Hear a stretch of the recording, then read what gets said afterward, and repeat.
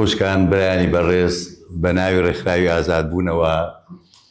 گەرمترین بەخێراتنتان لێ دەکەین و بە ناوی بەڕێزتان و بە ناوی ڕێکخراوی ئازادبوو تیشەوە بەخێراتنی بەڕێز دکتۆر بورهان یاسین ئەکەین. زۆر دڵخۆشین کە لە وڵاتی سویدەوە زەحمەتی کێشا وەگەڕاوەتەوە بۆ کوردستان و ماوەیەکە زنجیرەیە کۆر بەڕێوە ئەبین لەسەر ئەو بارودۆخەی کە لە کوردستانە هەیە و هاتۆتە کایە. ئومێد دەکەین کە خزمەتێکمان بەو بارودۆخە کردبێت و کەمێک لە ئەو خەمە گەورەیەمان ڕەواندبێتەوە کە لە ڕۆژئاواوە بۆ ڕۆژهەڵات لە باشوورە و بۆ باکوور بەرۆشی میلەتەکەمان هەڵگرت. لەو باوەڕەدام دکتۆر بورهان یاسین پێناسینی ناوێ، چونکە لە دڵ و ویژدانی هەموماندا بە نووسینەکانی بە فیداکاریەکانی جێی خۆی کردوتەوە. من بەختم هەبوو، شانسێکی زۆر گەورەم هەبوو، برادەر و خزمەکانیشم دایمە بەخێلی پێبەن ئەڵێن تۆ شانسە زۆر گەورەیە. شانسم هەبوو کە لە ساڵانی زووەوە لە ڕێگای گۆڤاری یەکگرتنەوە ئاشنا بووم بە نووسینەکانی و لە ساڵی 2000 ڕاستەوخۆ لە وڵاتی سوید بە خزمەتی گەیشتم لە کۆڕێکە لە شاری تۆبۆری. هەر ئەو کاتە کە ناسیم هەم زۆر دڵخۆش بووم هەم زۆر خەفەتم خوارد. وتم باشە لە ناو کوردانی دیاسپۆرا کەسایەتی وا دڵسۆز کوردستانی پڕ لە زانست پڕ لە مۆراڵی بەرزی مرۆڤایەتی و کوردەواری هەڵکەوتووە، بەڵام بەداخەوە لە کوردستانە وەک پێویست نەناسراوە. بۆیە هەر ئەو کاتە پێشنیازم کرد و هەندێک لەو نووسینانەی کە تا ئەو کاتە بڵاوی کردووە لە چوارچێوەی ئەم کتێبەیە کۆمان کردەوە بە ناوی ئەوەی ئەوڕۆ سیاسەتە سبەی مێژووە، چەپکێک لە تێڕامانە سیاسی ئەکادیمیەکانی دکتۆر بورهان یاسین. و لە ساڵی 2002 لە بڵێن 7 سێی 2002 کە لەو ڕۆژانەدا ئەگەینە ئەو ڕۆژە هەم یادی ڕاپەڕینە، هەم بەنیسبەت منیشەوە یادی کۆچی دوایی دایکی ئازیزمە کە دایکان لای هەموو لایەک ئازیزن، و هەر لە بۆنەی ڕاپەڕینە یادی ڕزگاربوونی ئازادبوونی خۆمانە لە زیندان و شەهیدبوونی هاوڕێ نزیکم شەهید عەلی حوسێنە بۆ لە ئەمنە سوورەکەی سلێمانی. بۆیە من لێرەدا لەو پێشەکەیە چەند وشەیەکم نووسیوە بۆ دکتۆر بورهان کە من لەو باوەڕەیەم زۆر کەمە و زۆر شایستەی زیاترە. لەوێدا ئاماژەم داوە بە هەندێک لە چەمکە فکریەکانی بە تایبەتی لەسەر خەباتی شەکداری، هەم لە شۆڕشی ئەیلول، هەم لەسەر شۆڕشی نوێ کە دکتۆر بورهان بە دیدێکی ڕەخنەگرانە و دڵسۆزانە تەماشای خەباتی شەکداری کردووە و هەروەها لە باکووری کوردستانیش. لەوەوە ئەتا ئەو کاتە و هەتا ئێستا بەردەوامە ڕاستیەکەی هەم بە تێز و نووسینەکانی، هەم بە کۆڕ و سیمینارەکانی، هەم ڕاستەوخۆ بە دیدارەکانی کە ئێمە وەکو عەرزم کردن بەختم زۆرە زوو ئەچینە ماڵە خەنجیلانەکەی لە سوید و لای ئەمێنینەوە و سودمەندین لە بیر و بۆچوونەکانی. ڕاستیەکەی ژیانی ئەکادیمی دکتۆر بورهان زۆر دوور درێژە کە لە ساڵی 56 لە سلێمانی لە باکووری کوردستان لەدایک بووە و لە ساڵی 82 کوردستانی بەجێهێشتووە. لە ساڵی 95 و 95 دکتۆراکەی تەواو دۆرە 96 مامۆستا بۆ لە زانکۆی لوند لە سوید. چەندین خوێندکار و خەڵکانی ئەکادیمی کە پێگەیاندووە هەم لەڕێی خوێندنی ئەکادمی هەم ناوە ماسەر ناوە دکتۆرانامە و لە بارەی نووسینەکانی شێوە ڕاستیەکەی هەر لەو کاتانەوە تا ئێستا بەردەوامە و دوان نووسینیشی کە ئێستا لە بەردەستمانایە ڕاستیەکەی وە لەو بڵین لە 14/6/2025 بڵاوی کردەوە چیرۆکی ئێران چیرۆکی پوکاندنەوەی ئیمپراتۆریەتێک ئەو ڕۆژ بەسپاسەوە لەسەر بابەتی ڕۆژهەڵات و لەسەر بابەتی ئێران باسێکمان پێشکەش دەکات ومێ دەکەین کە ئەو باسەشی وەکو هەموو باسەکانی تر بۆشاییەک لە کوردستانە فەرقات. بەخێر بێ دکتۆر یاسا. قوربان من ئەچم بۆ ئەوێن کە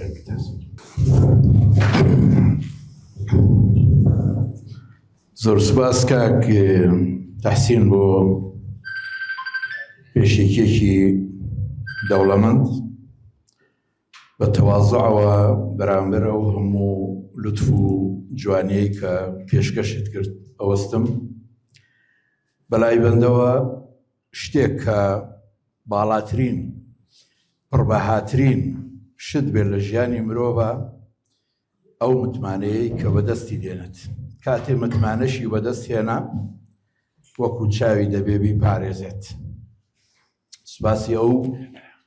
متمانەیە ئەەکەم وە سوپاسی ئەو پێشێکی ئەەکەم کاکتاسی. سڵاوتان لێبێ بەڕێزان، زۆر سوپاس بۆ ڕێکخراوی ئازادبوون بۆ ڕێخستنی ئەم کۆڕە. ئەم بابەتە لە ڕاستیە کوردکردنەوەیەکی کۆمەڵێ بابەتە کە لە 5 ساڵی ڕابردووە بە تایبەتی دەربارەی ئێران و ڕۆژهەڵاتی کوردستان نووسیومە. دوا بابەتی شم ئەوە بوو کە کاک تەحسین ئاماژەی پێدا ئێران چیرۆکی پوکانەوەی ئیمپراتۆریەک. لە ئێستادا ئێمە شاهێدی گۆڕانکاریەکی زۆر گەورەین لە ئاستی جیهانی، لە ئاستی ئەقلیمی و لە ئاستی کوردستانی خۆمان. من حەز دەکەم ئەوە بڵێم کە ئەو گۆڕانکاریانەی کە ئێمە ئێستا تایە ئەژین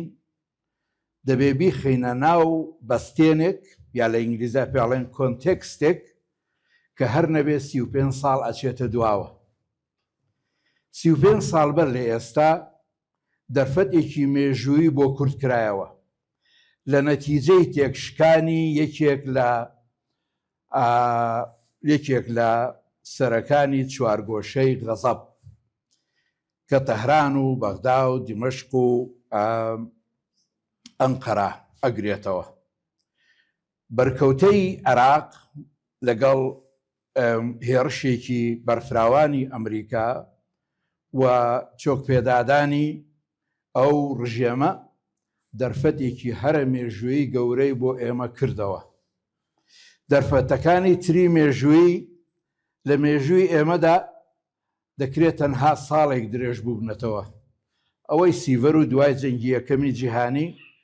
ئەوەی کۆماری کوردستان و دوای جەنگی دووەمی جیهانی، بەڵام ئەمەیان لە ڕاستیە 35 ساڵە لەسەر پێ. زۆر گرینگە ئەوە جەخت بکەینەوە کە ئێمە هێشتان لە ناو ئەو دەرفەتەیە ئەژین کە لە 90-91ەوە لەدایک ئەبێت لە نەتیجەی شکست و پاشەکشەی یەکێ لەو دەوڵەتانەی کە ئێمە وەکو داگیرکەر ئەی خوێنینەوە. ئەمە گۆڕانکاریەکی زۆر گەورە بوو. گەورەیەکەشی لەوەدایە لە ڕاستیە ڕووداوی تێکشکانی عێراق کۆتایی جەنگی ساردی هێنایە بەردەرگای کورد، نەک هەر ئەوە کوردی کرد بە بەشێک لە کۆتایی جەنگی سارد. بڕیاری 688 لە ڕاستیە بەشێکە لە کۆتایی جەنگی سارد. ئەو هەموو بڕیارانەی کە دەربارەی کۆی دەرچوون هەموویان کۆتایی دەهێنن بە جەنگی سارد. باش، هەر ئەوە نییە کە ئێمە دەرفەتێکمان دەست دەکەوێت ساڵی 90-91 و 35 ساڵ درێژە بێتەوە، بەڵکو جار دوای جار ئەم دەرفەتە تەکانی وێ ئەکەوێت تەکانی یەکەمیان 11 سپتێمبەرە، تەکانی دووەمیان کەوتنی دکتاتۆرە 2003، تەکانی سێمیان شەڕی تێرۆرە دژی ئەمریکا و بوونی ئەمریکا لە عێراق، و دواتر دێت بەهاری عەرەبیە، و لە بەهاری عەرەبیە ڕۆژئاوای کوردستان ئەبێ بە بەشێک لەو دەرفەتە مێژوویەک گەورە دوور و درێژە کە 35 ساڵی تێپەڕاندووە. ئێستا ئێمە لە قۆناغێکە ئەژین کە زیاتر قۆناغی دوای 7 ئۆکتۆبەرە و ئەو قۆناغە هێشتان کۆتایی نەهاتووە. ئێمە زووتر وتومانە ئەو شەڕەی کە لە بینی ئیسرائیل و ئێرانە ڕوویدا و لە دوای 12 ڕۆژ وەستا ئەمە پشودانی سەرباز بوو، یعنی وەستانێکی کاتی بوو، ئەم شەڕە دەست پێ ئەکاتەوە. من دوایی دێمە سەر ئەم بابەتە. لە ڕووی مێتودەوە باسەکەی من لە ڕاستیە پێ هەڵەگرێ لە دوو چەمک یاخود لە دوو مێتودا. یەکەمیان ئەوەیە کە لە ڕووی مێژوویەوە و مێتودی مێژووی، و دووەمیان هی سێناریۆ. حەزەکەم ئەوەش ڕوونکەمەوە کە مێتودی سێناریۆ لە ساڵانی دواییدا لە بابەت دوایی بابەت لە بواری ئابووری لە بوارەکانی تر و بە تایبەتی بواری پەیوەندی نێونەتەوەیەکان بۆتە مێتودێکی کارا و بەسوود. مێتودی سێناریۆ لەسەر دوو پێ ئاوەستێت. یەکێکیان ئەوەیە تۆ دەبێت معریفەیەکی مێژوویی تەواوت هەبێت و دوایش ئاراستەکانی ئێستا بخوێنیتەوە. ئاراستەکانی ئێستا لەگەڵ معریفەی مێژووی تێکەڵاوێکی ئەەکەیت، ئاوێتەیەکی ئەەکەیت لەسەر خۆ سیناریۆیەکت بۆ دەرەچێ یا کۆمەڵێ سیناریۆت بۆ دەرەچێ. و ئێمە ئەم مێتودەمان بەکارهێناوە لەو بابەتانەی کە من ئاماژەم پێیدا کە دەربارەی ئێران و ڕۆژهەڵاتی کوردستان بڵاوم کردوونەتەوە لە 5 ساڵی ڕابردووە. لە چوارچێوەی تێوریدا لەم بابەتە من پێ لە چەمکی ئیمبراتۆری هەڵەگرم. ناڵێم ئیمبراتۆریەت، لە ڕاستیە ئیمبراتۆریەت وشەیەکی عەرەبیە. ئەگەر بمانەوێ بە کوردی بینووسین ئیمبراتۆری بە دوویی لە کۆتاییە، من ئەو وشەیە ئەوها بەکار ئەهێنم. لێرە مەبەست چییە؟ مەبەست ئەوەیە ئەوەی کە پێی ئەڵێن هیلالی شیعی و هەمومان پێی ئاشناین، و ئەوەی پێی ئەڵێن محوەری مقاومە هەمومان پێی ئاشناین. محوەری مقاومە ئێران زائیدەن پرۆکسیەکانی باشە هەر لە یەمەن، لە فڵەستین، لە لبنان، لە سووریا، لە جێگایانی تر ئەمە ئەکاتە محوەری مقاومە. و هیلالی شیعیش کەم یا زۆر ئەو پارچانە ئەگرێتەوە کە لە دەوروبەری ئێرانە هێزی ئێران کۆبوونەتەوە و سیفەتێکی شیعیان هەیە. بەڵام بەندە پێم وایە چەمکێکی باشتر لە ڕووی تیوریەوە بتوانێت خزمەت بە ئێمە بکە و بە ئەم باسە بکە لە ڕاستیە ئیمبراتۆریە. ئێران ساڵانێکی زۆر پێش حکمی ئایەتوڵڵاکانیش لە خەون و خەیاڵی ئیمبراتۆریەی ئێرانیدا ژیاون. دائیمە هەوڵی ئەوەیان داوە ئەرکێکی قورس بخەنە سەرشانی ئەو دەوڵەتەی کە ئێمە پێی ئەڵێن ئێران، و لەسەر نەخشە سنوورەکانی دیارکراوە و سەروەریەکەی دیاری کراوە. بەڵام ئێران قەت بەم سنوورانە ڕازی نەبووە.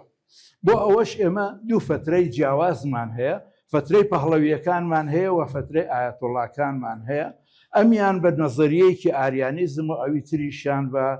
بڵێن تیوری یا ئایدۆلۆجیای شیعیزم. بەڵام لە پشت شیعیزمیش ناسیۆنالیزمی فارسی هەیە. لە ڕاستیدا حکومی ئایەتوڵڵاکان، فەرمانڕەوایی ئایەتوڵڵاکان سوودی لە دوو هێزی ئایدۆلۆجی وەرگرتووە.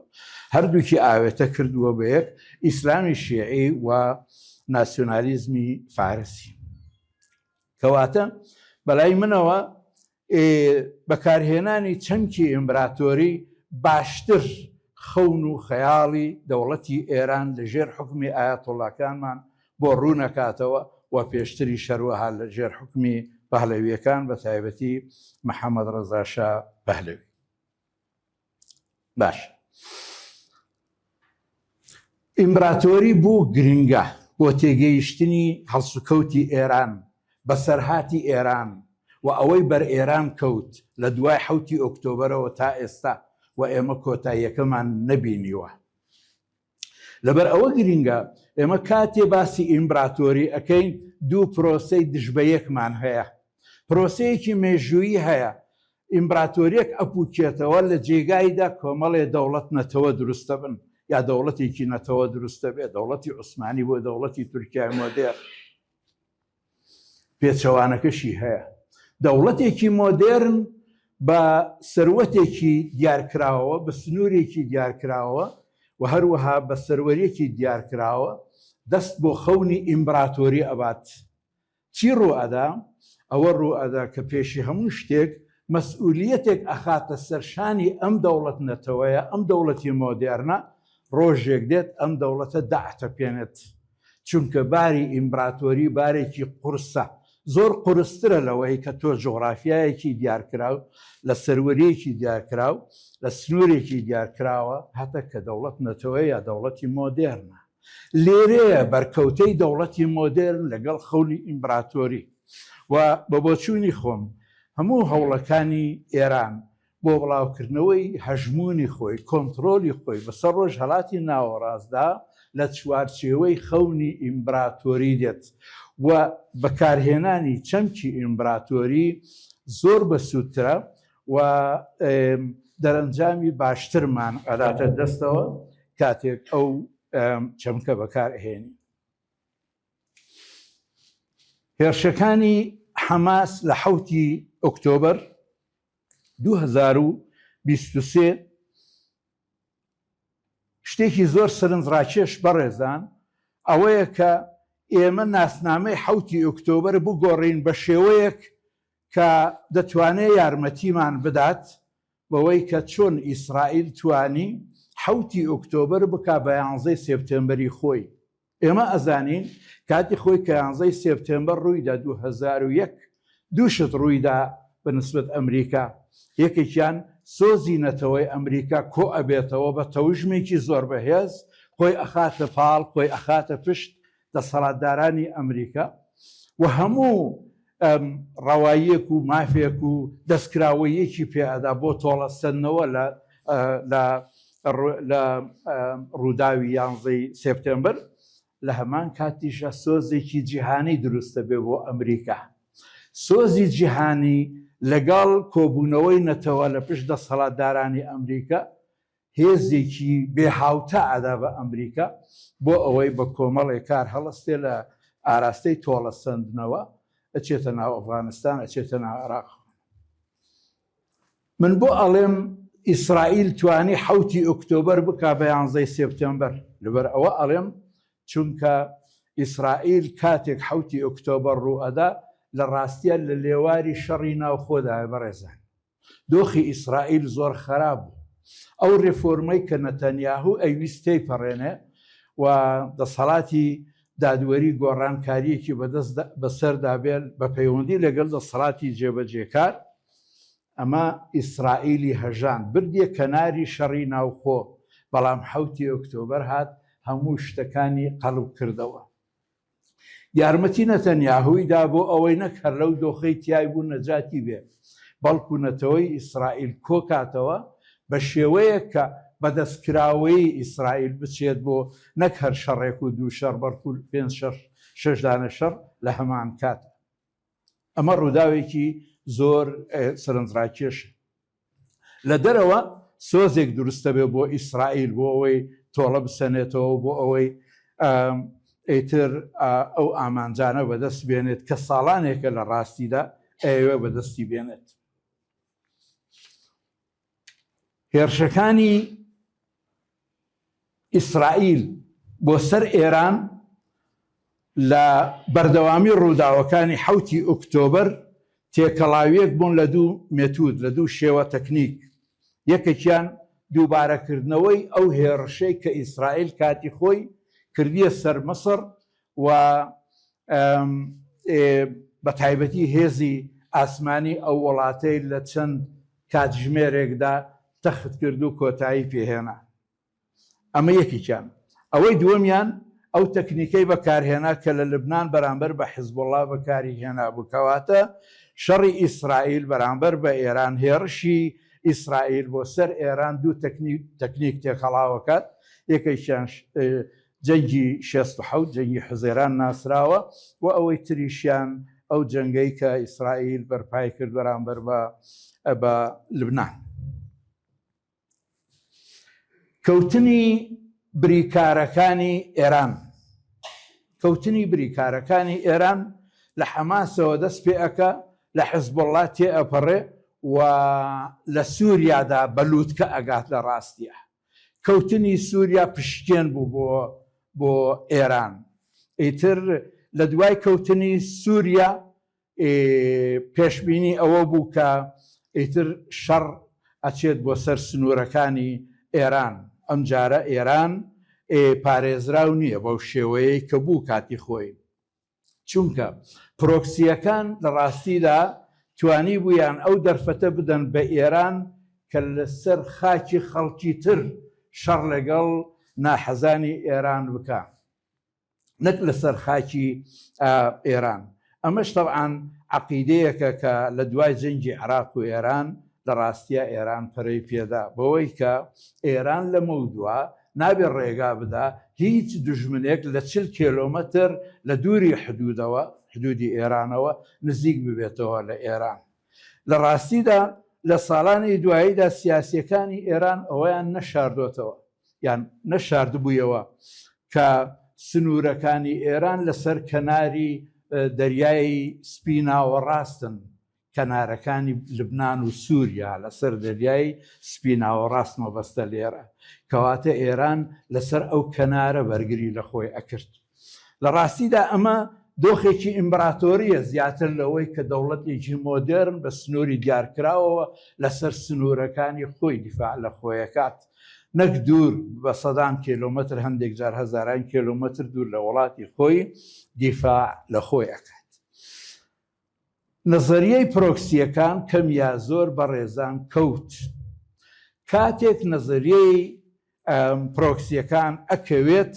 ئەو وەختە ئێران بەرەوڕووی حاڵەتێک ئەبێتەوە کە حاڵەتێکی زۆر ئیستیسنائیە. کاتێک ئێمە باس لە پرۆکسیەکان ئەکەین، پێش 7 ئۆکتۆبەر هێزی ئێران دوو باسکی هەبوو، دوو باسکی سەرەکی گەورەی هەبوو. باسکێکیان پرۆکسیەکانە، باسکێکی تریشیان هێزی ئەتۆمی ئێران کە بە زمانی ڕسمی ئێران هەرگیز نەچۆتە دۆخی سەربازیەوە، بەڵام کێ باوەڕ بە ئێرانەکات. ئەو دوو باسکە تووشی تێکشکانە بێ. ئەم باسکەیان کەم یا زۆر لە نەتیجەی شەڕی 7 ئۆکتۆبەر و ئەو ڕووداوانەی دواتر کە تا ئەگەینە ئەمڕۆی ئێمە، ئەم باسکە کەم یا زۆر ئەکەوێت. ئەم باسکەیان ئەمێنێتەوە. ئەوەی کە چاوەڕوان کراو بوو بە تایبەتی بۆ ئیسرائیل و بۆ ئەمریکا، ئێران تەنازل بکات لە باسکەکەی تر یاخود سازشێکی زۆر بکات لەو باسکە، چونکە ئەم باسکەی لەدەستداوە. پێچەوانەکەی ڕاست بوو. لە ڕاستیدا ئەو وەختە من نووسینێکم هەیە ئەڵێم ئێستا ئێران ئەم باسکەی لەدەستدا، لەم باسکە نەک هەر سازش ناکە بەڵکو هێزی خۆی پیشانەدا لەم باسکەیە و ئەوە وا ئەکات کە ئیسرائیل و ئەمریکا بە ئاسانی یەکانگیر ببن لە بۆچوونیان بەرامبەر بە ئێران، نەک هەر ئەوە ئەوروپاش بێتە پاڵیان. یعنی ئەو جەختکردنەوەی کە ئێران دەستی کردووە پێی و جەخت ئەکاتەوە لەسەر هێزی ئەتۆمی، لە ڕاستیدا تەقە لە خۆکردنێکە تا حەدی خۆکوشتن. لەبەر ئەوەی کە باسکی پرۆکسی لەدەستداوە، چیتر ناتوانێت لە دەرەوەی سنووری خۆی بەرگری لە خۆی بکات، نەک هەر ئەوە. ئێوە ئەزانن لە شەڕی 12 ڕۆژەی حوزەیرانی ڕابردوو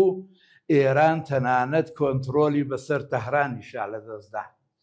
تەهران بە تەواوەتی بە هەموو بیناکانیەوە کەوتبووە ژێر دەست و ڕەحمەتی ئیسرائیل. لەبەر ئەوە ئیمبراتۆریەکە لە ڕاستیدا نەک هەر لە دەرەوە ئەپوچێتەوە، بەڵکو پوکانەوە چۆتە ناوەوە. لەسەر ئەوەش من وتارێکم هەبوو لە حوزەیرانی ڕابردوو، ڕۆژی دووەمی شەڕی ئیسرائیل و ئێران، لەوەیە ئەڵێم کاتێ ئیمبراتۆری لە دەرەوە ڕائەپوچێتەوە، پوکانەوە ڕوو لە ناوەوە ئەکات و بوێری ئەدا بە خەڵک خەڵک هەڵەسێتە سەر پێ دژی ناوجەرگەی ئەم ئیمپراتۆریە. ناوجەرگەی ئەو ئیمپراتۆریە ئەمڕۆ لە مەترسیدایە، یعنی تۆ پرۆکسیەکانە لە دەست داوە لە ناوە خۆشڕا ئیتر بەرەو ڕووی دۆخێکیت زۆر لەو دۆخە مێژوویە ئەچێت کاتی ئیمپراتۆریەکان دوا هەناسەیان لە ناو جەرگەی خۆیانە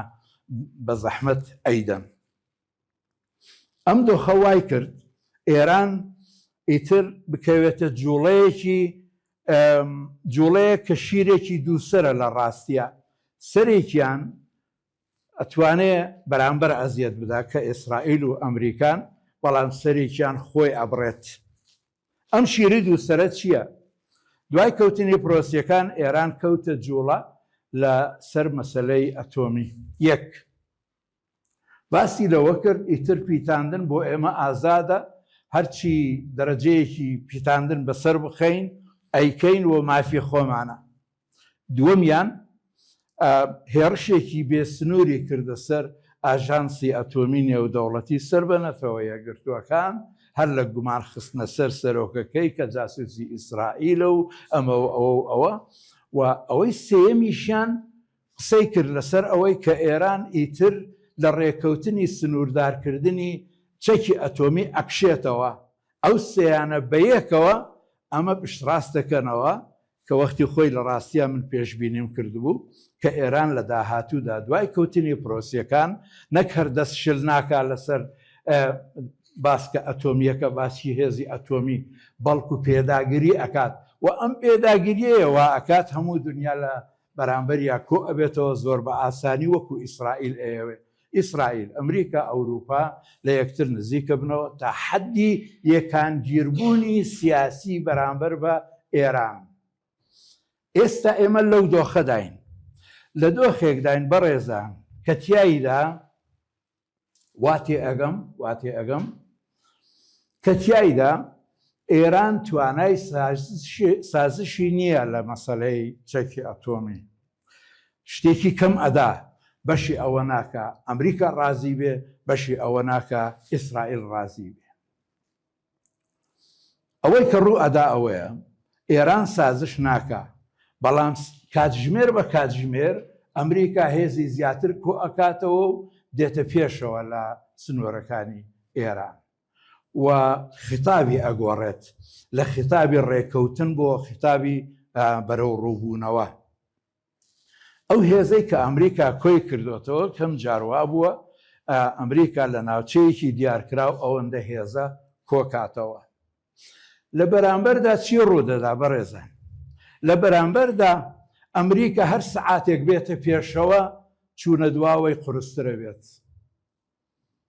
نمونەی کوێیت نمونەیەکی زۆر زیندوو و گرینگە. وەختێک هات عێراق نەیتوانی سازش بکات چونکە سازش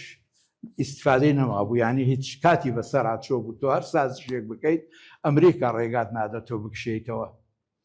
ئەمریکا کەوتە قۆناغێکەوە لە مەسەلەی کوێیت بەر لە دەستپێکردنی هێرش بۆ سەر عێراق ئیتر ئەمریکا نەیەتوانی بکشێتەوە. ئەمریکا واتە سەرڕەفی کرد بۆ ئەوەی عێراقیەکان هەڵەیەک بکەن یارمەتی ئەمریکا بدە ئەم هێڕشە بگەێنێتە سەر. ئەمە حاڵەتێکە ئێمە خەریکە لێی نزیکە بینەوە. نە ئێران ئەتوانێت ئەو سازشە بکە کە پێویستە بیکە و نە ئەمریکا ئەتوانێت بکشێتە دواوە کە پێویستە بکشێتە دواوە بۆ ئەوەی ڕێکەوتنێک دروست ببێت. ئێمە لە دۆخێکی سایکۆلۆجی زۆر قورستین بە نسبەت ئێرانیەکان. کاتێ تۆ ئەچیتە دۆخی گومان لە هەر شتێک، ئەچێتە دۆخی فشارێکی زۆری ئەو هێزکۆکردنەوەیە. ئەم خیتابی ترامپە ڕۆژی 5 جار خیتابەکەی ئەگۆڕێت. ئەچیت دۆخێکەوە کە هەڵەکردن زۆر احتیمالی زۆرترە بێت. چەندە فشار لەسەر زۆر بێ وەکو سەرکردا ئەوەندە احتیمالی هەڵە تێگەیشتن و هەڵەکردن لە هەنگاوەکاندا زیاتر ئەبێت. ئەمە دۆخێکە زۆر گرینگە لی تێبگەین. ئەمە ڕووی داوە لە مێژوودا زۆر جار. کاتێک فشار زۆرە بێ لەسەر سەرکردەیەک، ئەم سەرکردەیە هەستەکان لە زاویەیەکە حەشر کراوە هەر هەڵەیەک ئەتوانێ بکات و هەر بە هەڵە تێگەیشتنێک ئەتوانێت نەتیجەی تێگەیشتنی ئەو سەرکردەیە بێ و لە نەتیجەدا ئێمە بەرەو ڕووبوونەوەی حتمیمان لە پێشە تا ڕادەیەکی زۆر ئەڵێم 100% ناڵێم بەڵام ئەو دۆخەی تێداین بە کاتژمێر ئەگۆڕێت بەرەو دۆخی پێکدادانی گەورە ئەم پێکدادانەی کە دێت هی حزەیرانی پار نابێ بەڕێزە جیاوازە بێت وەستاندنی قورسە بێت وەستاندنی زۆر قورسە بێت وەستاندنی لە حزەیرانە بەدەستی دۆناڵد ترامپ بوو بەڵام بەخواستی ئیسرائیلیش بوو لە بیر مەکە وەلەو سربێکی تیارە لە ئاسمان بوو سنوورە پەڕی بووە یانە لە بۆ ناو ئێران بۆەوەی بچێ ئامانجەکانی بفێکێت بە ئەمری ترامپ ئەگەڕێنەوە بەڵام ئیسرائیل پێی خۆش بوو لەوێدا کۆتایی هات چونکە موشکەکانی دش بە موشکی ئیسرائیل خەریک بوو لە کۆکەکان کۆتایی ئەهات. ئێمە لە دۆخێکداین کە ئێران بەرەوڕووی چارەنووسێکی مێژووی گەورەیە. بە دینی بەندا ئەگەر ڕژێمی ئێران بکەوێ ئەم جارە ئێران خۆی ئەکەوێت وەکو وڵات یعنی کەوتنی ئێران وەکو وڵات ئەگەرێکی زۆر بەهێزە. یەکێ لەو هۆکارانەی کەوا ئەکە من وابیر بکەمەوە ئەوەیە کە تاریخی لە 100 ساڵی دواییدا ئێران دوو ئایدۆلۆجیای تاقی کردوتەوە و هەردوو ئایدۆلۆجیەکان سەرکەوتوو نەبوون لەوەی کە ئەو فەزایە ڕێک بخەن فەزای کۆمەڵایەتی جوغرافی سیاسی کە پێی ئەڵێن ئیران. یەکەم ئاریانیزمی پەهلەویەکان تا 79 لە 79 شیعیزمی ئایەتۆڵاکان تا ئێستا. دووەمیان زۆر گرنگە بەڕێزان ئێمە ئەوەمان لەبەر چاو بێت کە ئەو نەتەوانەی لە پەنجاکان و شێستەکان بەعزی لە نەتەوەکان باسی ئۆتۆنۆمیان ناکرد ئێستا باسی سربەخۆیی ئەکەن. لەبەر ئەوە کورد لە ڕۆژهەڵاتی کوردستان هەڵەیەکی گەورەی مێژووی ئەکات کاتێک لە هەڵسەنگاندنی ئێراندا بەسخۆی ئەبینێت ئەوەی کە ضروریە نەتەوەکانی تر ببینێت و گوێی لە نەتەوەکانی تر ببێت نەتەوەکانی تر باسی چی ئەکەن بە چه ئاراستەیەکدا ئەم دۆخە ئەڕوات. ئەوەی کە من دەمەوێت پێداگیری لەسەر بکەم ئەوەیە لە حاڵەتی کەوتنی ئێران وەکو دەوڵەت هاوشێوەی عێراق 2003 ئایا کورد چۆن هەڵس و کەوت ئەکات وەلەوە کەمتر ئایا ئەگەر دەسەڵاتی تەهران بە دەرەجەیەک لاواز بوو وەکو عێراق و سووریا واز لە ڕۆخەکانی بێنێ و بچێ هێزەکەی لە تاران کۆکاتەوە بۆ خۆی بپارێزێ لەسەر باوەڕی ئەوەی کە ئەگەر تۆ لە ئێران پارێزراو بیت حکوومەتەکەت پارێزراو بێت حکوومەتەکەت پارێزراوە. ئەمە ئەو دەرەنجامە بوو کە سەدام حوسێن لە پاییزی 91 پێی گەیشت هێزەکانی کشاندەوە پۆلیسەکەی کشاندەوە تەنانەت ئیدارەکەی کشاندەوە لە کوردستان. لە دوای بەهاری عەرەبی یا لەگەڵ بەهاری عەرەبی بەشار ئەسەد هەمان شتی دووبارە کردەوە لە ڕاستیە. یەکێ لە سیناریۆکان لە پێشمانەوەیە لە ئێران ئەوەیە کە ئێران بە دەرەجەیەک لاواز ببێت کە ئیتر ئەو سیناریۆیەی بە عێراق و سووریا لەوێ دووبارە ببێتەوە. بە بۆچوونی بەمدا ئەگەر ئێمە لە ڕووی سیاسیەوە قسە بکەین ئەم سیناریۆیە باشترین سیناریۆیە بۆ کورد یعنی کشانەوەی ئێران لە بەشە کوردەکەی ئێران یا لە ڕۆژهەڵاتی کوردستان و بواردان بەوەی کە کورد فاکتۆیەکی خۆی ئاوەکات بیناکات ئەمە باشترین سیناریۆیە من پێم وایە لە ئێستادا کە ئێمە ئەکرێ بیری لێ بکەینەوە. بەڵام ئەوەش دوورمەگرەکە ئێران وەکو عەرزم کردن لە پێش ئیمتیحانێکی زۆر گەورەیە کەوتنی تەهران ئەم جارەیان کەوتنی ئێرانە وەکو دەوڵەت و ئەگەر ئێمە لە ڕووی مێژوویەوە ئاوڕێک بدەینەوە لە فترەی سەفەوی لە فترەی قاجاری تەنانەت لە فترەی پەهلەویەکانیش لە ڕاستیە پەیوەندی تەهران لەگەڵ ڕۆخەکانی بڵین وڵات ئێران پەیوەندیەکی زۆر توکمە و بەهێز نەبووە. ئەشتوانین بڵێن پەیوەندیەکی پڕکێشە بووە. تەماشاکە دوای جەنگی دووەمی جیهانی دوو پارچەی ئێران کوردستان ئەگەرچی مەساحەیەکی زۆر دیاری کراو و ئازەربایجان دوو کۆماری خۆیان ڕائەگەیەنن. کەواتە ئێمە لە ڕووی مێژوویەوە سابقەیەکمان هەیە، یارمەتیمان ئەدات بەوەی کە خواستی جیابوونەوەی ڕۆخەکان لە تەهران لە حکومی تەهران لەوێ و ئەو خواستە بەهێزتر و بەهێزتر بووە. گەیشتۆتە ئاستی ئەوەی کە لە ناو بەلوچەکان باسی سەربەخۆیی هەیە، لە ناو عەرەبەکان باسی سەربەخۆیی هەیە، تەنانەت عەرەبەکان ئێستا میدیایکی زەبەلاحیان لە بەلجیکا دامەزراندەوە سەتەلایتێکە بە ناوی دەنگی دەوڵەتی ئەحوازی سەربەخۆ، یعنی تا ئەو ڕادەیە ڕۆیشتووە. لەبەر ئەوە عەرزم کردم هەڵسەنگاندنی کورد بۆ ئێرانی داهاتوو ئەو ئێرانەی کە ئێمە ئەزانین ڕوبەڕووی دۆخێکە ڕوبەما بەرەو ڕووبوونەوە لە نێوان ئەمریکا و ئیسرائیل لەلایەکەوە ئێران لەلایەکی دیکە لە هەموو کاتێک نێزیکترە و ڕەنگە ئێمە لەو چرکە ساتش نزیک بووینەوەکو عەرزم کردن وەکو کوێیت نە عێراق توانای سازشی زیاتری هەیە و نە ئەمریکا خواستی ئەوەی هەیە بکشێتەوە، چونکە هەموو ڕوومەتی خۆی ئەوەی لە ئینگلیزا پێڵێن کردیبڵەتی لەسەر ئەم بەرەو ڕووبوونەوەیە داناوە، کشانەوە لێی کردیبڵەتەکەی ئەخات لە ڕۆژهەڵاتی ناوەڕاست و ئەمە تەبعاً لێکۆڵینەوەی زۆری لەسەرە بۆ هێزێکی جیهانی کردیبڵەتی یا متمانە باوەڕبوون و ڕوومەت با بڵێین لە دیدی خەڵکەوە لە دیدی هێزەکانی ترەوە چەندە گرینگە بۆ هێزی ئەم هێزە گەورەیە کە ئێمە بە عوسمانە باسیکەین ئەمریکا.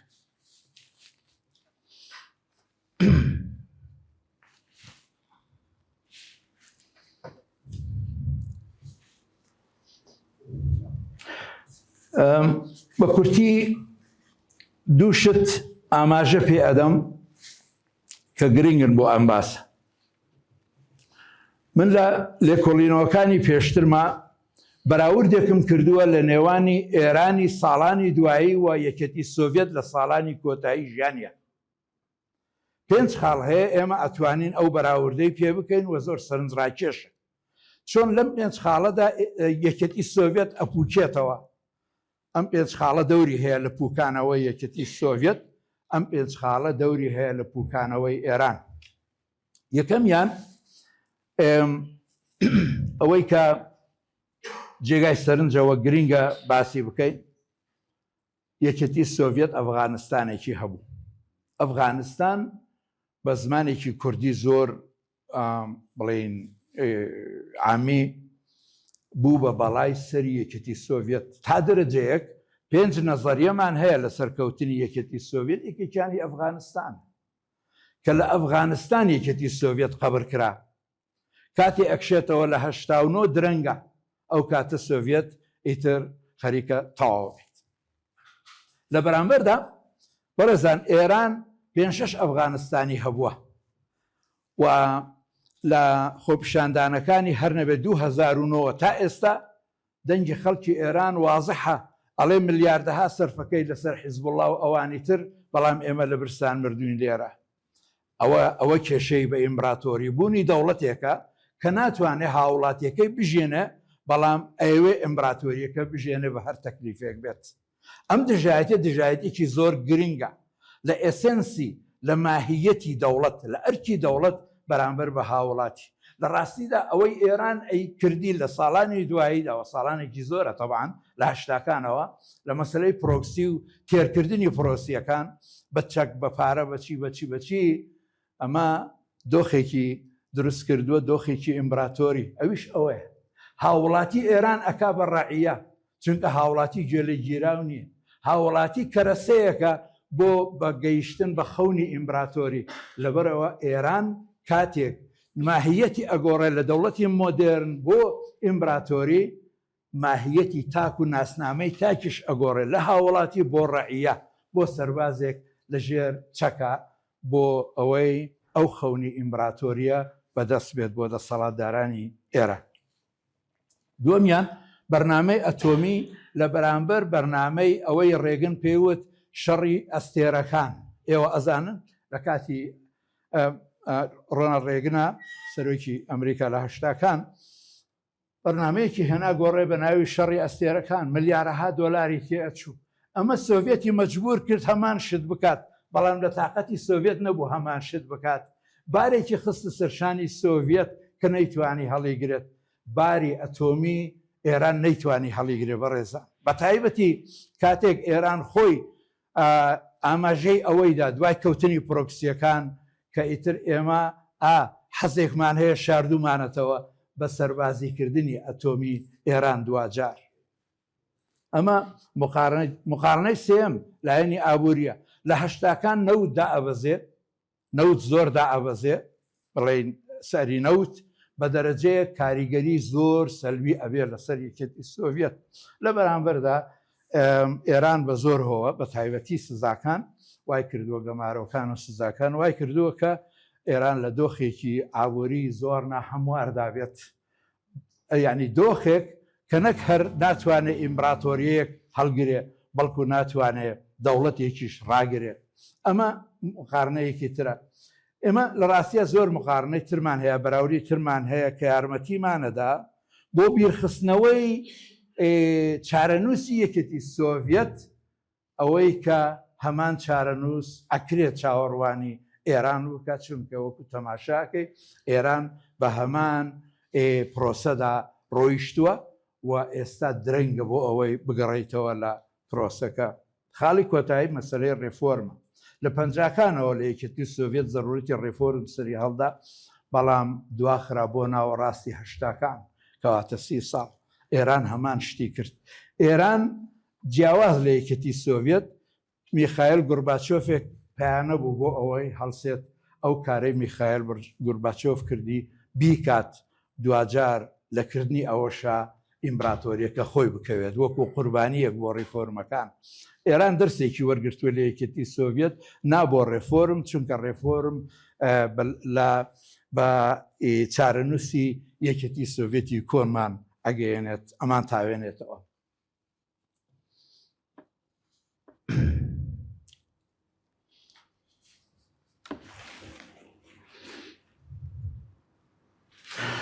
من خەریکە لە کاتژمێرێک نزیکە بمەوە، هیوادارم بتوانم بە چەند خۆڵێکیشی تر بابەتەکە کۆتایی پێبێنم.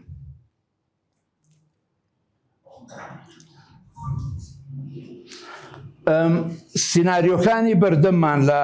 بەرەو ڕووبوونەوەی احتیمالی ئەمریکا و ئیسرائیل لەلایەک و ئێران لەلایەکی ترەوە. باسی ئەوە کراوە لە ماوەی دواییدا، لەسەرەوەش لە پرۆگرامیشی تەلەڤیزیۆنیا قسەم کردووە ڕاستیەکەی،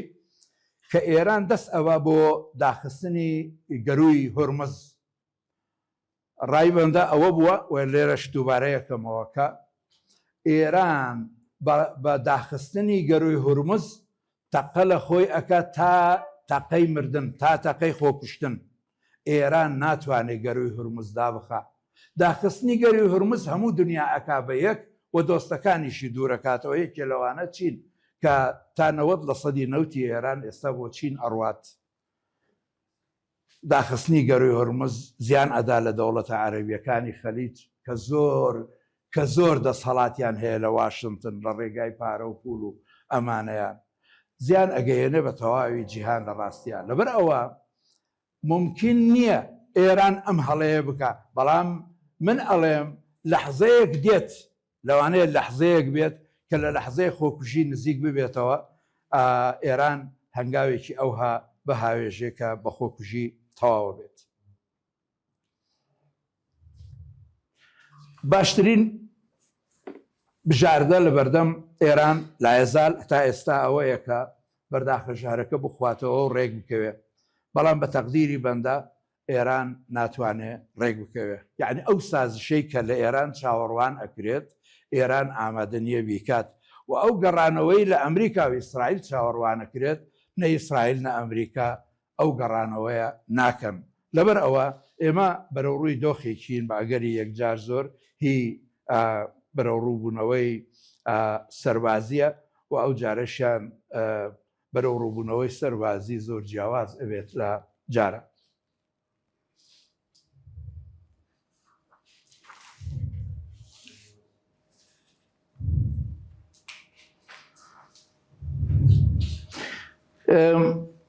سەیەکیش لەسەر سیناریۆی کەوتنی ڕژێمی ئێران و هەڵکشانی کەوتنەکە بەرەو داتەپینی ئێران وەکو وڵات وەکو یۆگۆسلاڤیای لێبێت کە من بابەتێکم لەسەر نووسیوە کاتی خۆی یا وەکو یەکێتی سۆڤێتی لێبێت بکوێتەوە بە تەواوەتی کە ئەمە بەڕای بەندە سیناریۆیەکی دوور نییە. بەڵام ئەگەر ئەمە ڕوویدا جیاوازی لەگەڵ عێراقی دوای سەدام چی ئەبێت؟ ئەگەر ئەمە ڕوویدا جیاوازی لەگەڵ عێراقی دوای سەدام ئەوە ئەبێت کە لە حاڵەتی عێراقا وڵاتێک هەیە ئامادەیە بە تریلیۆن سەرف کات بۆ ئەوەی عێراق جارێکی دیکە بیناکاتەوە. لە حاڵەتی ئێرانە ئێمە ئەوەمان نییە. لەبەر ئەوە ئێران بەرەوڕووی دۆخێک ئەبێتەوە کە زۆر جیاوازترە لەوەی کە عێراق.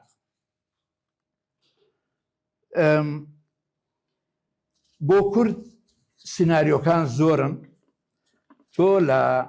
پووکانەوەی دەوڵەتی ئێران دەست پێ بکە تا ئەو سیناریۆی کە من باسم کرد ئەویش لە تەهران دەسەڵات ئەوەندە بێهێزە بێت دوجار ناوچە کوردیەکان ئەکەوێتە دەستکردخۆی بۆ ئەوەی ئیدارەیەکی دێفاکتۆ بەرهەم بهێنێت. هەندێک زانیاری هەیە کە بۆ جاری یەکەم ئەمریکیەکان نزیک بوونەوەیان هەیە لە کورد. لێرە من ناتوانم زیاتر باسی کەم. ئەم نزیک بوونەوەیە ئاماژەی ئەوە ئەدات احتیمالی ئەوەی کە ئەگەر هاتوو ئەم ڕووداوای کە ئێمە باسیەکەین هاتە پێشەوە ئەمریکا نەوعێک لە پشتگیری نەوعێک لە تێگەیشتنی دۆخی کوردی پیشان بدات ئەوەش لە یەک چوونێک دروست بکە لەگەڵ ئەو حاڵەتەی کە لە باشووری کوردستان هاتە گۆڕێ دوای قەیرانی کۆیت. بابەتەکەم هەندێک دوور و درێژ بوو وایزانم لە کۆمەڵێ تەوەر و کۆمەڵی بیرۆکە و ئەوانە پێک هاتبوو بە هیوای ئەوەی کە لە بەشی گفتوگۆدا بتوانین گفتوگویەکی بەسوود بکەین. من زۆر سپاسدانەکەم. ئێران وڵاتێکی دراوسێ و گەورەیە و بە ئیمپراتۆریش ناوی برد هەم لە قۆناغەکانی پێشتر هەم لە ئێستاکە خەونی ئیمپراتۆری هەیە. خاوەنی نەوت و ئاو و گەلێکی وشیاریشە بەڵام زۆر بەداخەوە بەهۆی نەبوونی سەرکردایەتێکی حەکیمی بەهۆی نەبوونی بیرمەندی دڵخۆزی زاناوە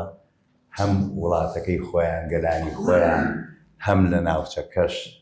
لە ساڵی بە تایبەتی لە ساڵی هەفتانەوە تا ئێستا دەورێکی نەوێنیان بینیوە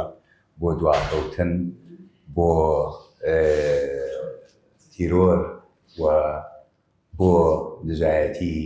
ژنان و یەکسانی خوازی و ئازادی خوازی لە تەواوی ناوچەکەدا. ئەم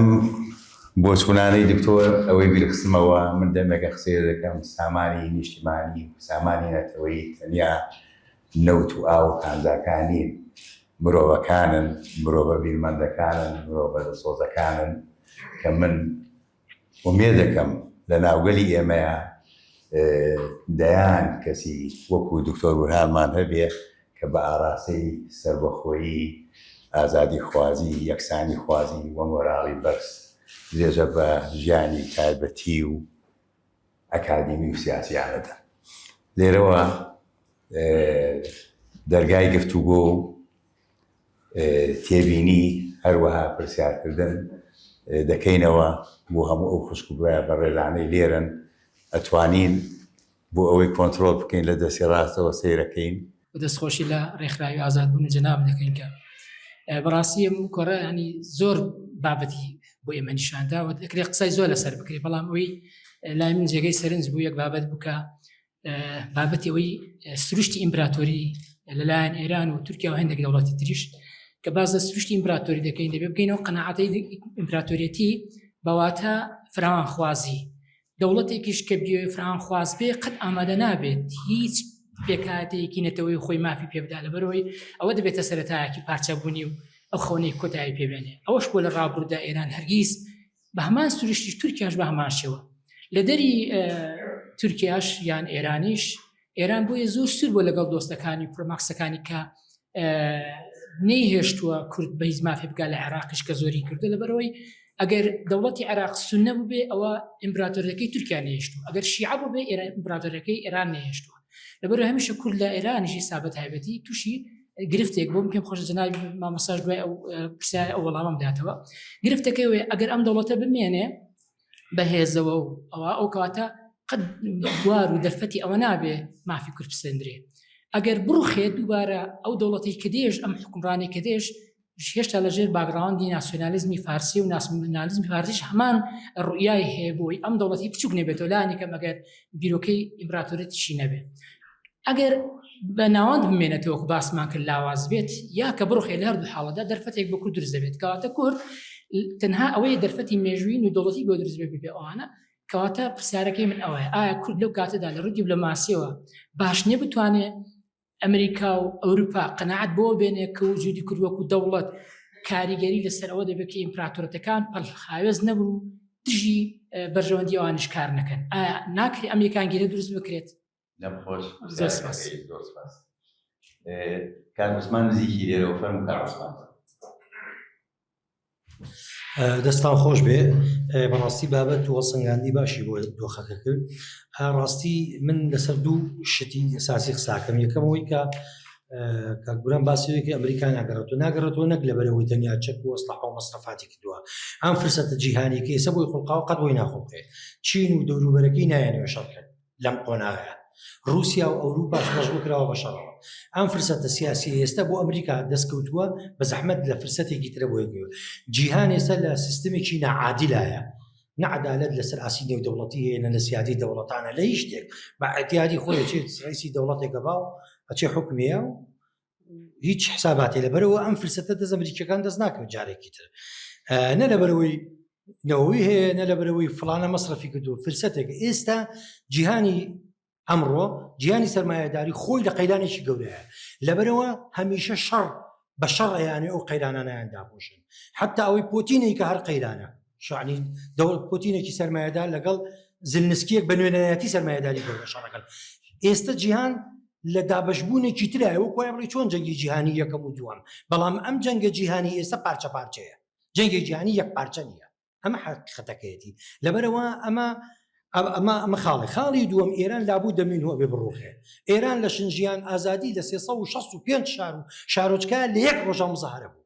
لە هەندێک شارۆچکەکان حکومەت نەمابوو ئەمریکا و بریتانیا و فەڕەنسا ناناش بڕوخێ دەبری ئەو کاتە ئەم زمینەیە وەکوی سەرەبار نەبوو دوو لە فاکتەرەکانە کە باسی کرد لە ناو ئێران کە بێ بڕوخێ جگەلەی ئێرانوانە شتی باشی باس کرد بەس خاڵێک بەدەل لەوەی کە خەڵکەکە ناڕەحەتە خەریکی نامۆبوونێکە لەگەڵ دەوڵەتەکەی کە پارەکەی سەرفەکە سیستمی حکومڕانیەکەی هەم دیکتاتۆریە هەم کۆمەڵێ مەزهەبگەرا حکمی هەموو شتێکەکەن و حەچی پارە و سەروەتەیە ئۆلیگاریشێن وە لە هەمان کاتە سەرمایه‌داری یارانەکان نەماوە تەنیا ئەوەی خۆیان پێڵن بڕخ و ئەو لە هەندێ قەزا و شوێن باقی خەدەماتی تر بەرەوە ڕۆیشتووە یعنی ئەو بایعی کە پیانەوە یارانەکەی سەکردوانە بە پارە ئەو پارەی بەشی هیچ شتێ ناکەلا ئەو چۆن بریمە لە عێراق ویستی بایعی بکا بە پارە بەڵام سەرکەوتوو نەبووتیایە سیستمی حکومڕانێکی سیستمی سەرمایه‌داریش کەس خواردووە تەسەور ناکەن لە ماوەی 3 ساڵە 1600 مانگرتن زیاتر لە کارخانەکان ئێران ڕوویداوە هیکرێکاران بێجگە لە دانیشتوەکان ئێستا گەلی ئێران دوێنێ و پێری هەموو هینەکان مزەهاراتەکانی تاران ببینە تابعی قەومی کوردیشی نییە تامعی هاوڵاتی ئێرانیە دژیە ئەڵێ نە سەڵتەنەی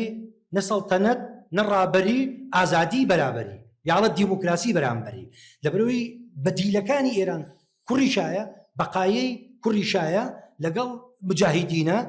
لەگەڵ کووردە کورد تا ڕادەیە گرتووە مەڕوانن لەوەی 5 حیزب و 2 حیزبەکەیتر 2 حیزبەکەی تریش دۆستایەتیان لەگەڵ 5 حیزب بەردەوامە بۆ زانیاریتان یعنی بەڵام اختلافاتیان لەسەر شێوەی هەندێک خاڵە هەیە لەبەرەوە یەکێک لە مشکلەکانی ئێران لەمەوە پێش بەدیل بووە ئێستا پێچێ مەرحەلەی کادانا بێ بۆ مەرحەلەی ڕاگوزار لەبەرەوە من هەوڵڕام لەگەڵ بەڕێزیە ئەم شەڕە ئەبێت وەیرانتیا ئەڕوخێ مەسەلە دەرەکیش نەبێ هۆکاری دەرەکی نەبێ هۆکاری ناوخۆی ئێران ناودڵی ئێرانی خواردووە لەگەڵ سپاسا بۆ هەموو ئەو خوشکوبرانەی قسە فەرموون ئەگەر هەوڵ بڵند قسەکان کورد بێدەبی لە کار بۆ سێدەبێ هەروەها ئەگەر بکرێت تێبینەکان بە شێوەی سیاسیان بکرێت بۆی کە دکتۆر بتوانێت ڕوونکردنەوەی لەسەر بداتەوە باش فەرمووکان پێسە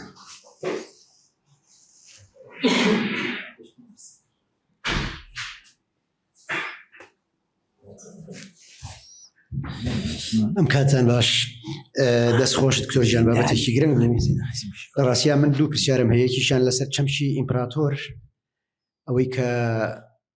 ئاماژەت پێ ئەبێتە بارگرانیەک بەسەر دەوڵەت نەتەوە، ئایا ئەمە دیوێکی تری نییە بۆی کە خەونێکی گەورەیە، ینی خەونی ئیمپراتۆری لە خەونی نەتەوە گەورەترە، خەونێکی ئومەمیە لەم دیوانەوە کاتێکی بەهێز نییە، ینی هەمیشە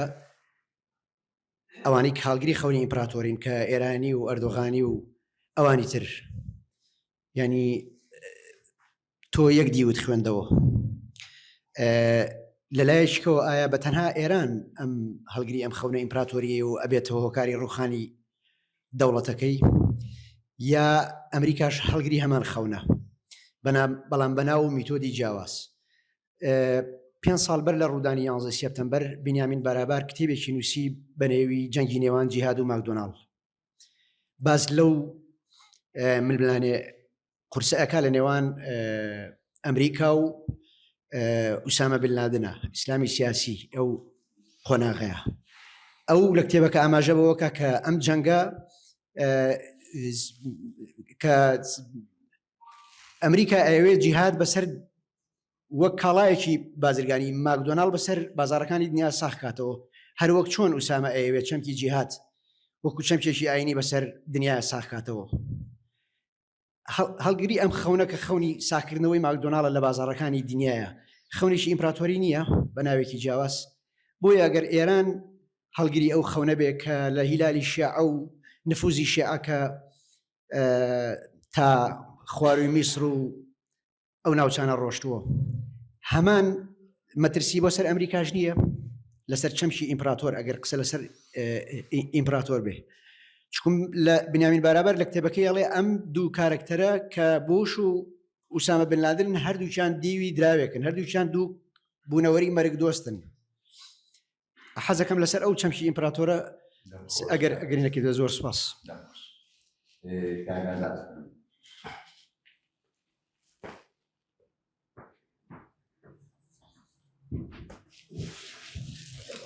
سپاس بۆ جنابی دکتۆر، سپاس بۆ بەڕێزان، هەروەها بۆ ڕێکخراوی ئازادبوون بۆ دەرفەتی لێمی بەخشی. من لەمەوێ بەڕاستی ڕێی جنابی دکتۆر وەرگرم سەبارەت بەو تیۆریە یا لێکدانەوەیە. ئێمە زانین لە 1514 کە شەری چاڵدوران ڕووی داولەوێدا سەفەویەکان شکستیان خواری تر شتێک بە ناوی ئیمپراتۆریەتی ئێران نەماوە. لە 1514 بۆ 1925 کەیتر شای ئێران کە قاجەریەکان بوون و ئەوانیش نەمان ڕزای میرپەنج کە با بڵێن زابتێکی لە جێیشی قەزاقی ڕووسی بوو لە ڕێی ڕووسەکانەوە هاتە سەرکار، ئەو ئێرانە مۆدێرنەی دروست کرد. ئیتر شتێک بە ناوی ئێران بەنا وەکو گەلێک یان ئایدۆلۆژیایەک یان زمانێکی یەکگرتووی هەبێت و خەونی ئیمپراتۆریەت و با بڵێن پەرەپێدانی سنوورەکانی بێ نەماوە. لە دوای ئەوە تەبعاً تقریباً 20 ساڵێکیش پێش ئەو 1901 بە دۆزینەوەی نەوت لە ئێران، ئیتر ئەکتەرە سەرەکیەکانی یا بڵێن زلهێزەکان یا بڵێن براوەکانی شەڕی یەکەم و دۆم هاتە ناو کایەوە و ئیتر لە ڕاستیە ئەم وڵاتانە لە ناویشانە ئێران بوو بە کۆلۆنیەک لە بۆ براوەکانی شەڕی یەکەم. خۆتان نەزانن بە لابردنی ڕەزاشایان بڵێن ئەم ڕەزا میرپەنج و دوای ئەوە دانانی کوڕەکەی و هێنانەی و لە دوای ئەوەشەوە لە شۆڕشی تازەیە لە شۆڕشی نوێیە ناومان ناوە شۆڕش، بەڵام خۆتان نەزانن گۆڕانی ئەکتەرەکان بوو. ئەمێ ڕێی جنابی دکتۆر ینی ئەو لێکدانەوەی کە کردی هەمان لێکدانەوە ئەبێ لەسەر ئەم تیۆریش. زۆر سپاس. کاک جەبار ینی جێ سەرنجە ڕاستیەکەی لە زۆربەی پرسیارەکانە ڕاوەستان کراوە لەسەر مەسەلەی ئیمپراتۆری بۆ ئەم چەمکە لە پێناوێکی تێگەیشتێکی بۆ ئەەکەینەوەوانە. کاک جەبار باسی ئەوەی کرد سروشتی ئیمپراتۆری یاخود وڵاتانێک کە بیانەوێ وەکو ئیمپراتۆری هەڵسوکەوت بکەن تەنها لە ئێرانە کورت نابێتەوە. ئەمە زۆر ڕاستە. خۆشم 5 ساڵ پێشی ئێستا لە بابەتێکە ئاماژەم بەوە کردووە، تەنانەت وتومە 3 وڵات لە ناوچەی ئێمە دویان بڵێن داگیرکار و ئەمانە ئێران و تورکیا و یەکێکیشان کەمێ دوورتر بەڵام بە تاسیری زیاترەوە ڕاستیەکەی کە رووسایە ئەم سێ وڵاتە وەکو سێ ئیمبراتۆری هەڵسوکەوت ئەەکەن و هەڵسوکەوتی ئەم سێ وڵاتە وەکو ئیمبراتۆری یەکێکیان لە ئاستی جیهانیە زۆر کاریگەری ئەبێت و بووە و لە ڕاستیدا هەڵسوکەوتی رووسیا هەر لە داگیرکردنی قرمەوە لە 2014 و تێپەڕین بە شەڕی ئۆکراینادا تا ئێستا یەکێک بووە لە هۆکارەکانی ناجێگیربوونی سیستەمی جیهانی ئەکید ئەوە پشڕاستکراوەتەوە کە پوتین خەونی زیندووکردنەوەی ئیمبراتۆری هەیە ئەو جا ئیمبراتۆریە لە بەرگی سۆڤێتە ئەبێ لە بەرگی رووسیا ئەبێ هیچ لە هیچ ناگۆڕێ و بەپێی بەندە ئەو جیۆپۆلۆتیکەی کە بڵین سروش داویەتی بە رووسیا چ کۆمەنیست تایە حکمی کردوێ یا قەیسەرەکان تایە حکمیان کردوێ لە ڕاستیدا جیۆپۆلۆتیک حکمی کردووە قەونی هەمویان ئاوەگەرمەکانە گەیشتنە بە خەلیج گەیشتنە بە دەریای سپی ناوەڕاست لە ڕێگای دەردنی و بسفۆر و ئەمانە تقریبا نەگۆڕی هاوکێشەی جیۆپۆلۆتیکین کە بۆ هەمویان جاپۆتینە بێ کۆمەنیستەکانە بن پێشیە و قەیسەرە بێ پێشتر و بەندە وتومە ئەوەی کە پەیوەندی هەیە بە رووسیا و بە ڕێزان شەڕی ئۆکراینە شەڕی دوو غرورە پوتین ئەوێ غروری رووسیا زیندوو کاتەوە بێنێتە سەرەوە بێنێت ئاستی ئەمریکا کە زۆر لە خواردترە ئێستا و غروری ئەمریکا ئەوەیە کە ئەو پێگەیەی تایەتی بە هیچ شێوەیەک وازی لێ نێنێت و نێشتە خواردتر و بۆ ئەوەش ئەگەر جەنگیش پێویست بێت ئەیکاتکەواتە شەڕی دوو غروریان ئەوێ زیندوو ببێتەوە ئەوەی تریان ئەوێ خۆی بپارێزێت کەواتە ئێمە بە چ قەدەر ئێران کە وەکو ئیمبراتۆری هەڵسوکەوتەکە گرنگە لی تێبگەین بە هەمان قەدەریش تورکیا گرنگە ئێمە لی تێبگەین هەردووکیشیان بە مەودای دوورخایەن کاریگەری ئەبێ لەسەر کورد و ئەو کاریگەریە کە تەسەڕفکردنی تورکیا وەکو ئیمبراتۆری لە ڕاستیا دایناوە هەم لەسەر هەرێمی کوردستان هەم لەسەر باکوور هەم لەسەر ڕۆژاوای کوردستان وازحە و ڕوونە و ئێستا ئێمە ئاماژەمان هەیە کە تورکیا خۆی ئامادە ئەکا بۆ ئەوی بچێتە ناو ڕۆژهەڵاتی کوردستان لە حاڵەتی کەوتنی ڕژێمی ئێران پێشتر ئێمە وەکو پێشبینی ئەو قسانەمانە کرد بەڵام لە ڕۆژانی دواییدا زانیاری هەیە کە تورکیا خۆی کۆ ئەکاتەوە بۆ سناریۆیەکی ئەوە و دوو عزر لەوێ هەیە حازرە یەکێکیان بوونی پژاک درێژبوونەوەی پەکەکە بە تەسەوری تورکیا ئەوەی تریشان ئازەریەکان پەڕینەوەیەکی زۆر ئاسانە بۆ تورکیا ئازەریەکانی سۆڤێتی پێشوش یاردەدەرە بن لەو پەڕینەوەیە هەڵبەتە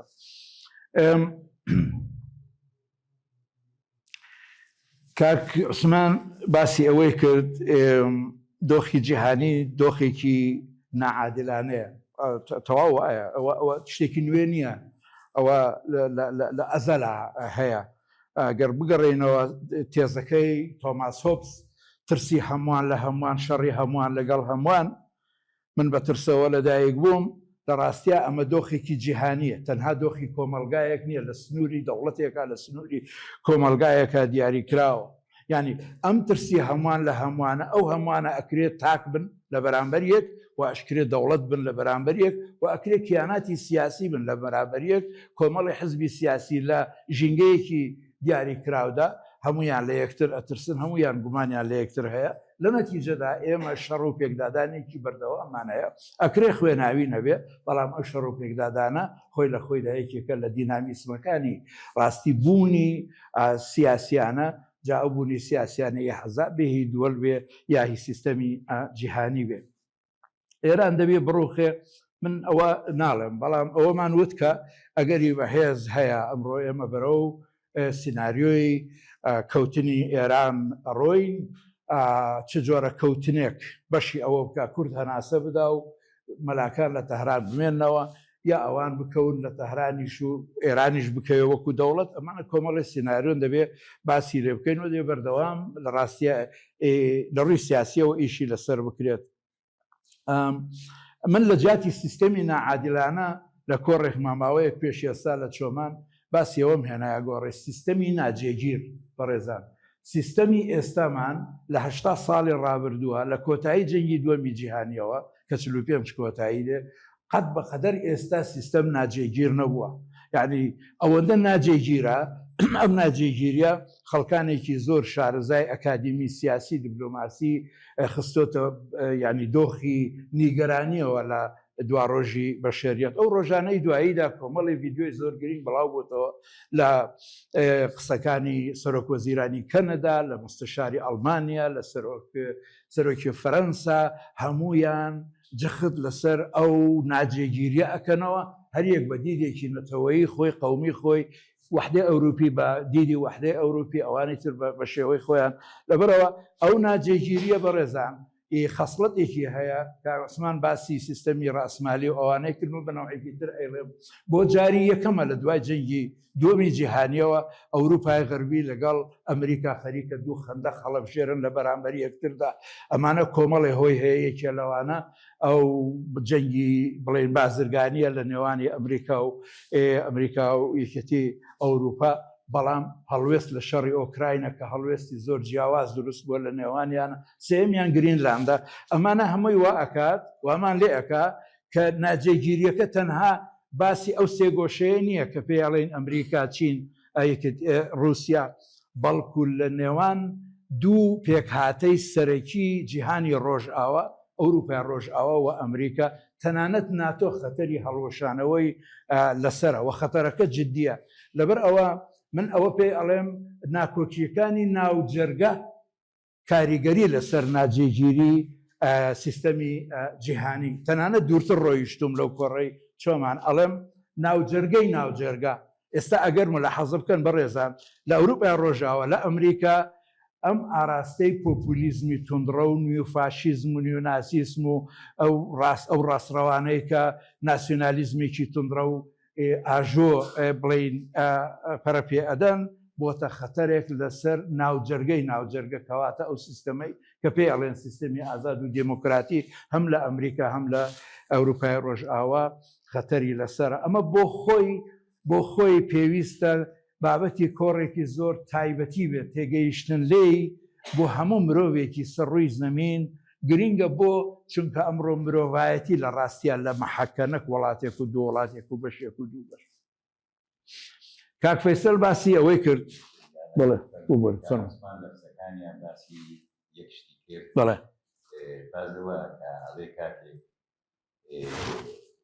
جوڵاوەی خەڵکی ئێران ئەگاتە ڕووخانی ڕۆژێم سیستەمی سەرمایه‌داری فرایەکەون ئەمە خاڵی بۆمەڵێ بەدیل بوویمە وا ڕووخا ئەگەر قسە لە بەدیل بکرێت ئەمە یەکێک بوو لە پرسیارەکان لەسەر تێزی یەکەم من قسەم نییە ڕاستیەکەی ئایا جیهانی سەرمایه‌داری یعنی فریایەکەوەیان نا ئەوەی تریان کەوتنی بەدیل کەوتنی ڕژێم بەدیل بەڵێ وایە بڵێ وایە ئەکید وایە ئەمە سەرێشیە کە بەتابەت بۆ ئێرانیەکان خۆیان لە ڕاستیە نەشە کوڕیشا ئەتوانێت بەدیلێکی بەهێز بێت وانە مجاهدی نەتوانێت بەدیلێکی بەهێز بێت و ئەوە ئەکرێ کاریگەریشی هەبێت لەسەر هەڵوێستی ئەمریکا و پرسیاری ئەمریکا لەوەی ئۆکەی ئەگەر ڕژێمی ئێران کەوت ئێمە چ بەدیلێکە تەعاملی لەگەڵا بکەین و ئایا متوانای ئەومان هەیە ئەو بەدیلە دروستکەین لە تەهران ئەمە پرسیارێکە بەڕاستی بۆ هەمومان واریدەوە بەندە من وەڵامێکی بڵین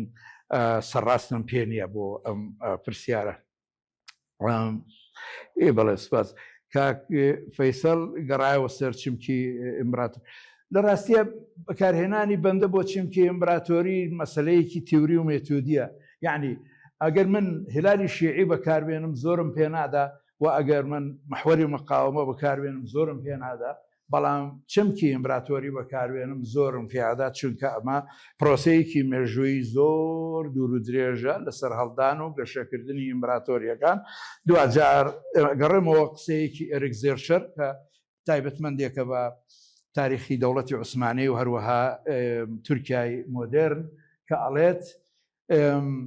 بۆ ئیمپراتۆریەک فراوانبوون و فراوانخوازی هەم نیشانەی هێزە هەم هێز ئەدات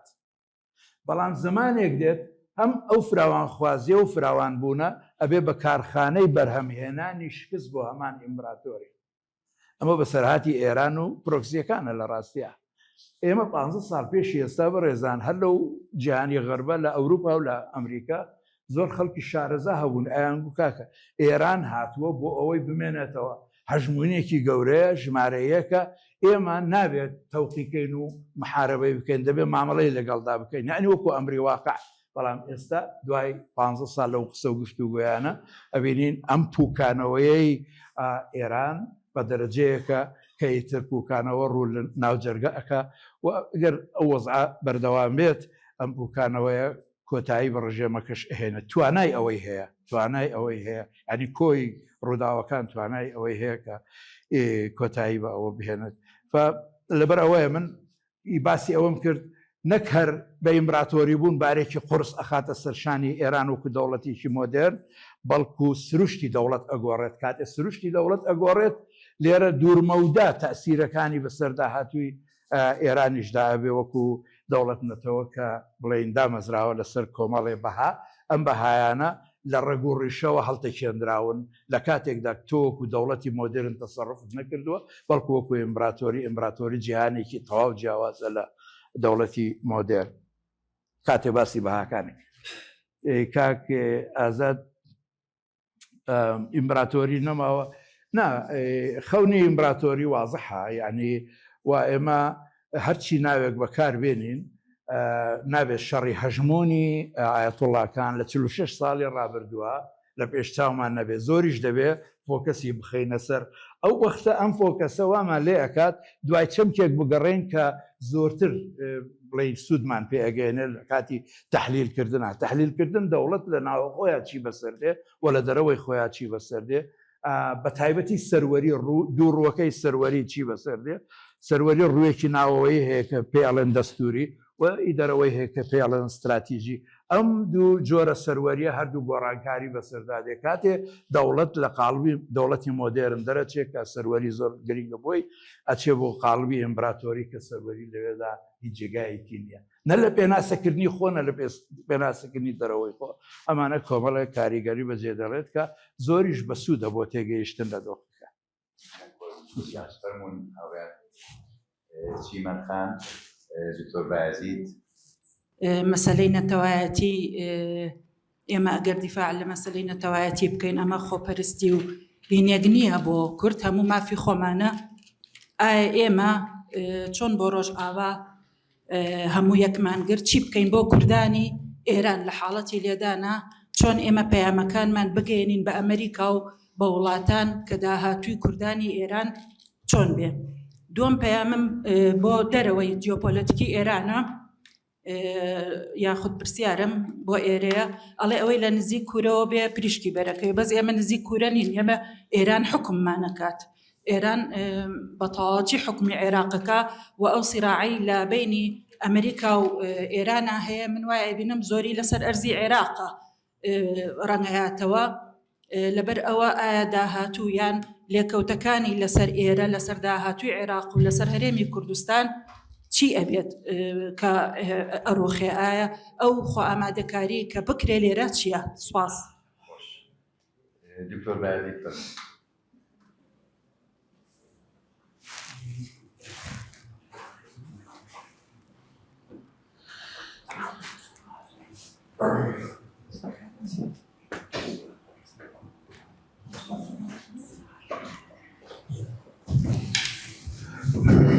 پێشەکی دەستخۆشی لە ڕێکخراوی ئازادبوونەوە بەڕێز دکتۆر دەکەم هێنی محازەرێکی خۆش بوو شتی زۆر وروژان بەس خۆزگە مامەستا پێشدا جیاوازێکی کردبا لە بینی ئیمپراتۆریەت و لەوەنەی دەوڵەت ئێستا ئێران دەوڵەتە تورکیاش دەوڵەتە وەخت خۆی ئیمپراتۆریەتی عوسمانیمان هەبووە ئیمپراتۆریەتی بریتانیمان هەبووە ئەوانە چەندان دەوڵەتیان لەژێر سوڵتەی واندا بووە یعنی ئێستا توانین بڵێن ڕەفتاری ئیمپراتۆریەتانەی ئێران یا بڵێن تورکیایان ئەو وڵاتان ئەو یەکەمیان بەڕایم پێم وایە ئەمریکا ناوێ ئێران بڕوخێنێ دەوێت چی بکات دەوێت نیزامەکە بگۆڕێنی نیزامی ئیسلامی نێ بکات بە نیزامێککە بۆ وەکو بڵێ عێراقی لێ بکات دەوڵەتێکی فیدراڵی هەموو ئەوەکان هەز بڵێن ئەو گەلانی کەواتیاتی کووردە ئازەرە بلوچیە عەرەبە بڵێن ئەوە فارسەکانی شاس کەس بڵێن وەکو بڵێن حکومڕانی خۆیان بکەن بۆ وا دەکات یەکەمیان لەبەر ئەوەی کەوا بۆی رووسیا نەگاتاوە گەرمەکانی نفوزی رووسیا لە خەلیج ئەوە نەبێت دووهەمیان تا زمانی شاش پەیوەندێکی قوڵ لە نێوان ئیسرائیل و ئێراندا بووە هەتا لە شەڕی عێراق و ئێراندا لە ژێرەوە ئەمریکا یارمەتی عێراقی داوە ئیسرائیلیش شتی یەدێکی بۆ چەکی ئێرانی کڕیوە جا بۆیە من پێم وایە ینی ئێران نانوێ بیرروخێندانێ بەس سیستەمی حکومەکە بگۆڕن و بیکەن بە وڵاتێکی واکە هەم وەکو بڵێن دۆستی ئەمریکایان ئیسرائیل بمێنێتەوە ئەم بۆی نفوس نێڵە نفوسی رووسیاش بۆ ئەو وڵاتانە بێت زۆر سپاس. کاک بابا.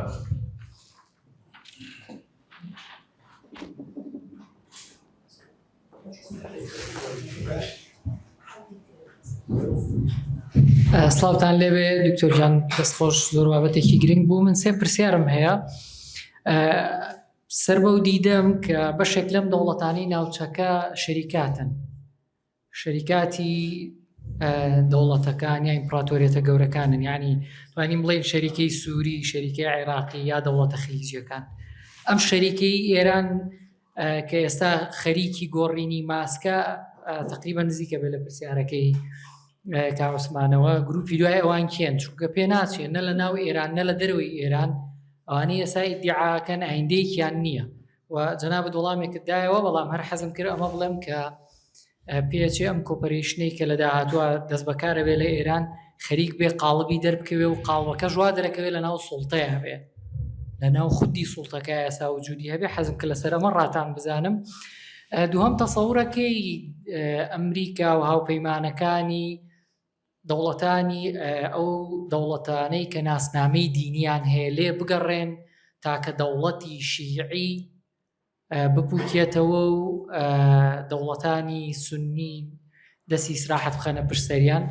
پێچێ ئەم دەوڵەتە شیعیە بەم ناسنامەی ئێستاوە بگۆڕێ بە شتێک کە مەجالێکی فراوانتر با بە دەوڵەتە سونیەکانی ناوچەکە و ئەمە ژوا بکە ئەوان بە تەواوەتی ساحەیەکی فراوانتریان هەبێ و یاریەکە بۆەوە ناسانتر بێت. زۆر سوپاس. چیمان خان باسی ئەوەت کرد کە ئێمە نەکرد نزیکین لە کوورە بەڵکو کەمیا زۆر بەشێکی لە کوورە یانی ئەو دەسەڵاتی ئێران دێ ڕازە حیانیەوە ئینکار ناکرێت بەوە دۆخێکە تازە نییە. من پێم وایە دۆخێکە تەمەنی هەر نەبێت 6 ساڵ زیاترە ئەگەر بێت و ئێمە حسابێک بۆ سەرهەڵدانی یەکێ لە گرنگترین گەورەترین جوڵانەوە چەکداریەکانی کوردستان بکەین لە 61 لەو کاتەوە ئیتر وابەستەیی جوڵانەوەی چەکداری بە داگیرکارێکەوە یا دوو داگیرکار حاڵەتێکی دائیمی بووە بۆتە کولتوری سیاسی لە ڕاستیە لەوە تێپەڕیوە لەسەرەوەش من زۆرم نووسیوە وە جێگای داخەکە ئەو هایە. من پێم وایە جوڵانەوەی چەکداری کورد لە زۆر حاڵەتە پرۆکسی بوو بەبێ ئەوەی کە خەڵک باسی ئەوەی کردبێت، یانی پرۆکسی بووە بۆ ئێران، پرۆکسی بووە بۆ ئەوی تر بۆ سووریا حافظە سەدەمانە. کەوتنی ئێران بۆ عێراق و کورد دیارە نەکرد بۆ ئەوە بەڵکو بۆ تەواوی ناوچە. من وتومە کەوتنی ئێران بەقەدەر کەوتنی دەوڵەتی عوسمانی کاریگەری جیۆپۆلیتیکی ئەبێت لە تەواوی ناوچەکەدا، ینی بەڵانسی هێز لە نێوانی بۆ یەکەم جار دوای هەموو ساڵانە لە نێوان شیعە و سونە ئەگۆڕێت بە دەرەجەیە کە ئێمە بەرەو ڕووی حاڵەتێکی نوێ ئەبینەوە. ئەم حاڵەتە نوێ چیمان پێ ئاڵێت چی بەرهەم ئەهێنێت ئەوە ماوە بیبینین لە ڕاستیە. بەڵام لەو ڕۆوە منەتوانم بەڕێزان و ئەوە بەشێک بوو لە قسەکارم کە نەکرا ئەوەی کە هەندێک پێیان وایە ئێستا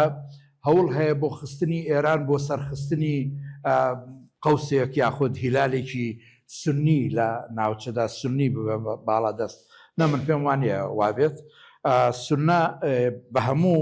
ئاراستەکانی ئەزمون کرا بە ئاراستەی هەر نەرمی لە تونس شکستی هێنا، هەندێک ئەوەتر لە مصر ئەوی شکستی هێنا، ماوە تورکیا حاڵەتێکی تایبەتیە و لە فۆرمە توندەکەیشی ئەلقاعیدە و داعش و ئەوانە هەمویان ئەوانە شەمویان ئەزمون کراون.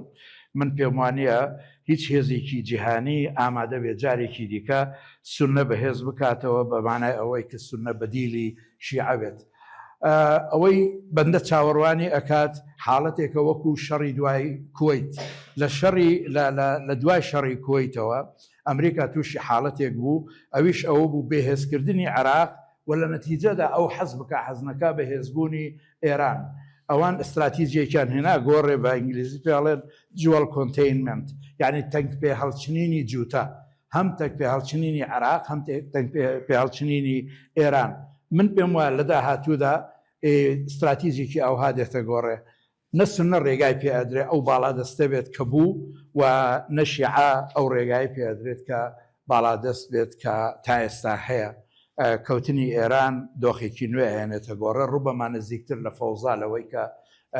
دۆخێکی ڕێکخرا و سیستەمێکی دامەزرا بێتەوە شڕنی کاتێکی دوور درێژی بێتە ئێستا لە ناوجەرگەی بڵێ سیستەمی جیهانی لە ئەوروپای غەربی لە ئەمریکا حملەیەکی زۆر بەهێز هەیە بۆ قەدەغەکردنی ئەخوان مسلمین و مۆری تیرۆردان لەو ڕێکخراوە یا لەو تەوژمەیە لەو ئاراستەیە و ئەوە شوامان لێ ئەکات کە ئیتر ئیسلام سنی نەماوە تاقی بکەیتەوە ئیسلامی سنی بە میان ڕەوەکەی بەتونندڕەوەکەی هەمووی تاقی کراوەتەوە ئیتر ئێمە لە دوای لە پۆست تاقیکردنەوەی ئیسلامی سنیدا ژین لە ئێستادا ئەوەی دکتۆر بایەزید باسی ڕەفتاری ئیمپراتۆری بەڵێ ملاحەزەکەی جەنابەت جوانە یعنی کەی دەوڵەت ئەبێ بە ئیمپراتۆری کە ئێمە ئەتوانین بە کیانێکی سیاسی بڵێن ئیمپراتۆری وەکەی ئەتوانین پێ بڵێن دەوڵەت من پێم وایە جیاکەرەوەیکی زۆر گەورە ئەوەی کە لە وێستڤالیا بڵێن 1648 لە ئاشتی وێستڤالیا تەسبیت کراوە پارچە خاکێکی دیارکراو و خەڵکێکی دیارکراو و هەروەها سەروەریەکی دیاری کراو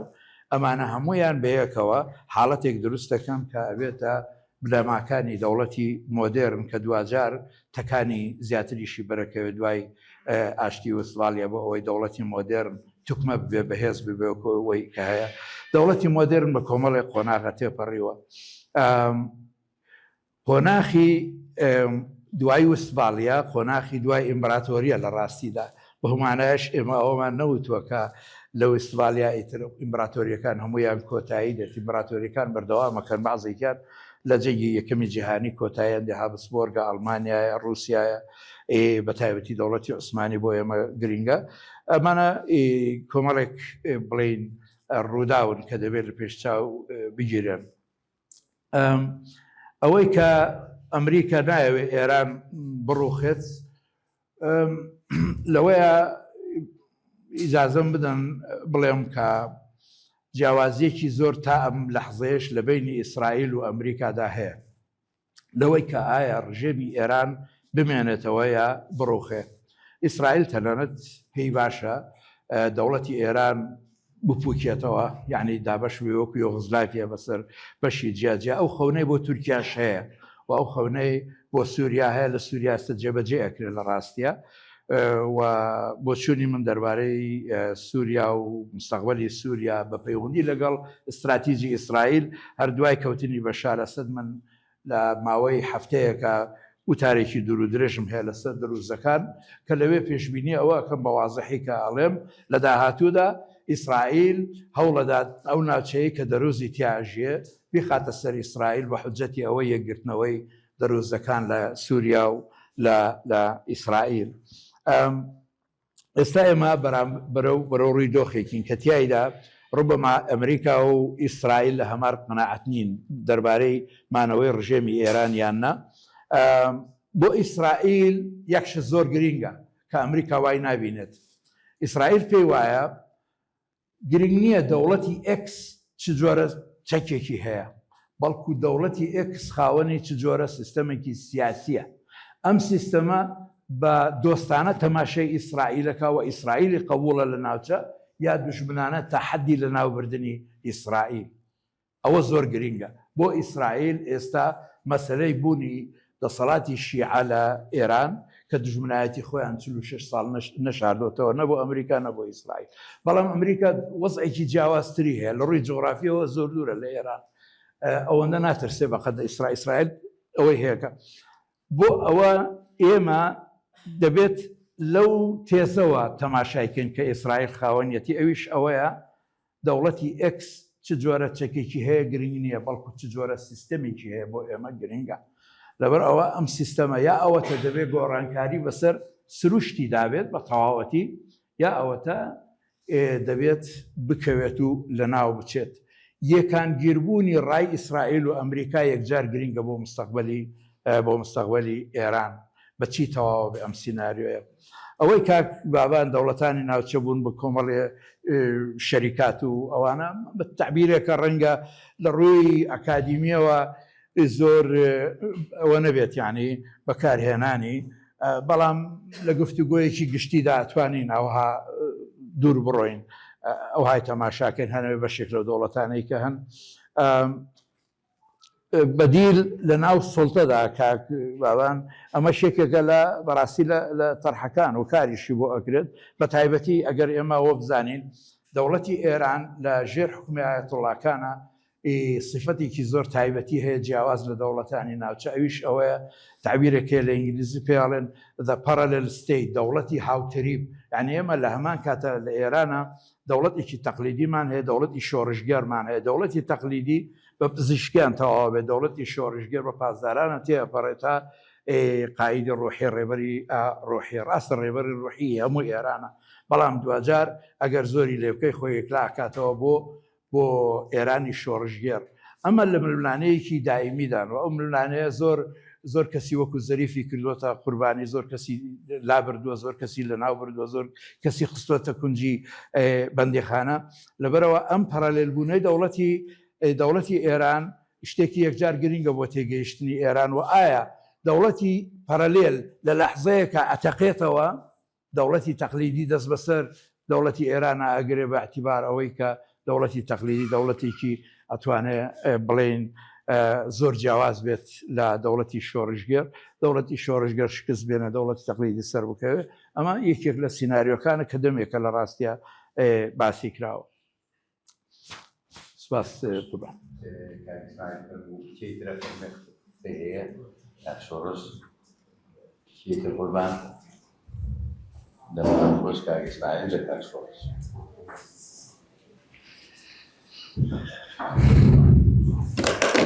ئێوارەتان باش لە ڕاستیدا من لە کۆڕشکەیە کاک دکتۆر وڵامێکی زۆر مهمی بۆ من دەستەبەر کرد کە من 10 ساڵ لە ئێرانە ژیاوم نەکرد ژیانێکی ئاسایی لەگەڵ سەرمایەدارەکانی ئاژیاوم لەگەڵ مستەسمیرەکان لەگەڵ بازرگان لەگەڵ پەرلەمانتار لەگەڵ خەڵکی زۆر لە ئێرانە ژیاوم لەبەرەوەی کۆمپانیاما بۆ ئیشم هەبووە بەرێکەوتنم هەبووە ساڵی 2009 دروشمێکە بوو دەیوت نە فەڵەستین نە لوبنان جانم فیدایی ئێران ئەو وەختە من زۆر بەرپرسیشم نەبینی ئەموو باشە ئێوە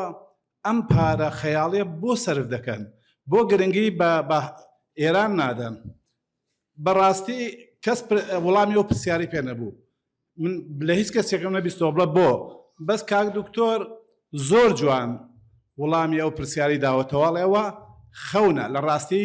خەونی کۆنا خەونی ئیمپراتۆریەتە تیان ناماوەتەوە مەسرەفی لەکەن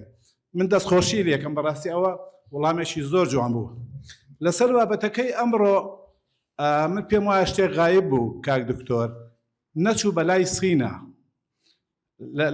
لەم حاڵەتی ئێستا لەم شەڕی ئێستاە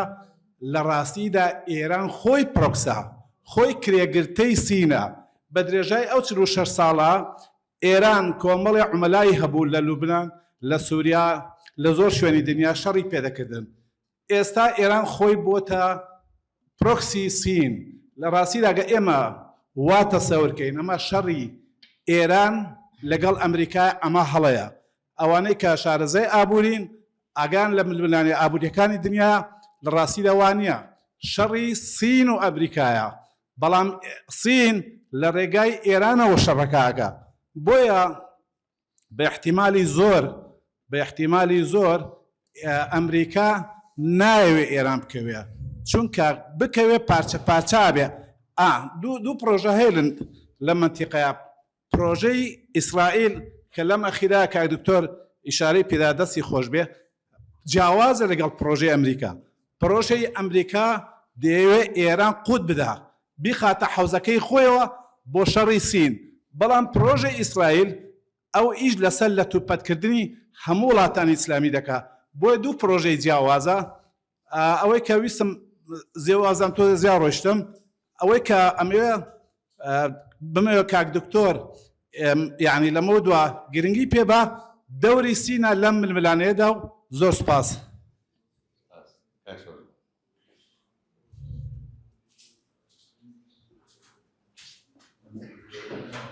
ئێوارەتان باش زۆر سپاس دکتۆر بەڕاستی بەرچاوڕوونیەکی باشت دێنێ لەسەر ئەو وڵاتەی کە دراوسێمانە کە زۆر شتی شاراویشی تایە بەڕاستی بەڵام من یەک پرسیارم هەیە ئەوی ژەوەیە سۆڤێت قوتبێک بوو بۆ هەموو چەپ و ئەحزابی شوێعی لە هەموو دنیاە بەڵام کە ڕووخا ئەو حیزبە شوێعی و چەپانەی کە دژی سۆڤێتیش بوون ئەوانیش پوکانەوە یعنی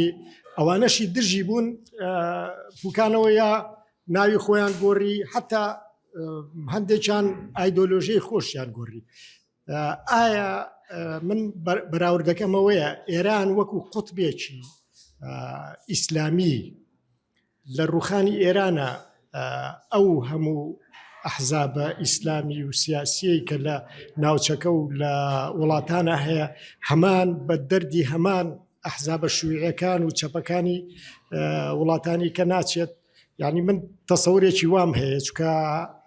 ئەمە وەکو پاڵپشتێکی گەورە وایە هەتا بۆ حیزبە سونیەکانی چکە خۆ فەڵەستین شیعی نەبوو کە ئەم پاڵپشتی زۆر زۆریەکرد و زۆر سپاس. کەسماوە قسە فەرموویە یاخود بینەوە بۆ لای دکتۆر بۆ وەڵامی ئەو دوو بەڕێزەی کۆتایی زۆر سپاس کامێرەکە ڕووکاتەوە دکتۆر بێزەحمەت بۆ ئەوەی فەرمێت.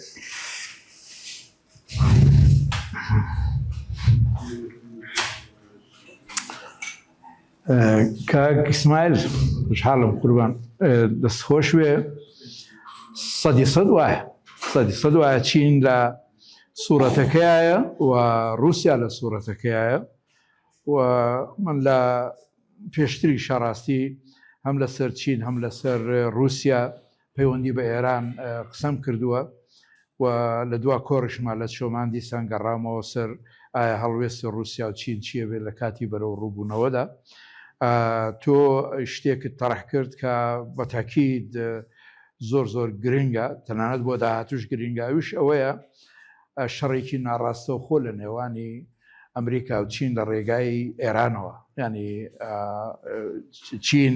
سوودێکی زۆری لە ئێران و نەوتی ئێران بینیوە چین ئەم دۆخەی پێخۆشە تجارەتێکی زۆر هەیە لە ماوەی دواییدا لە بواری سەربازی شاخەریکە چین هەنگاو ئاهاوێژە بەڵاوەیە من ئاگادارم هەندێک ئینزاری ئەمریکی پێگەیشتووە چین کە ئەمە ڕێگا پێدراو نییە و هەموو سنوورێک کراوە نییە بۆ تۆ بچیتە ناو ئێران و هەر جۆرە چەکێک داخلی ئێران بکەیت لەبەرەوە لەوەی کێشەیەکە بە کورتی ئەوەی کە لەگەڵ ئێرانە ڕوئەدات ئەم سێ گۆشەیە بە جۆرەها پەیوەندی دارەکات ئەمریکا رووسیا و چین ئەوە لە بیر ناکەین ئێمە سێ وڵاتی گەورە سێ ئەجێندای هەیە لە ئێستادا رووسیا بە ئوکراینەوە مەشغوڵە ئەتوانێت ئێران ببەخشێت تا ڕادەیەکی زۆر چین مەشغوڵی تایوانە لە داهاتوودا بەڵام لە ئێستاشدا سکەی چین سکەیەکی زۆر جیاوازە لە هی رووسیا و ئەمریکا و رووسیا زۆر بە زمانی چەک و شەڕ و ئەوانە قسەکان بەڵام لە هزار چین ئەوەی پێڵن سمارت پۆلیتیکس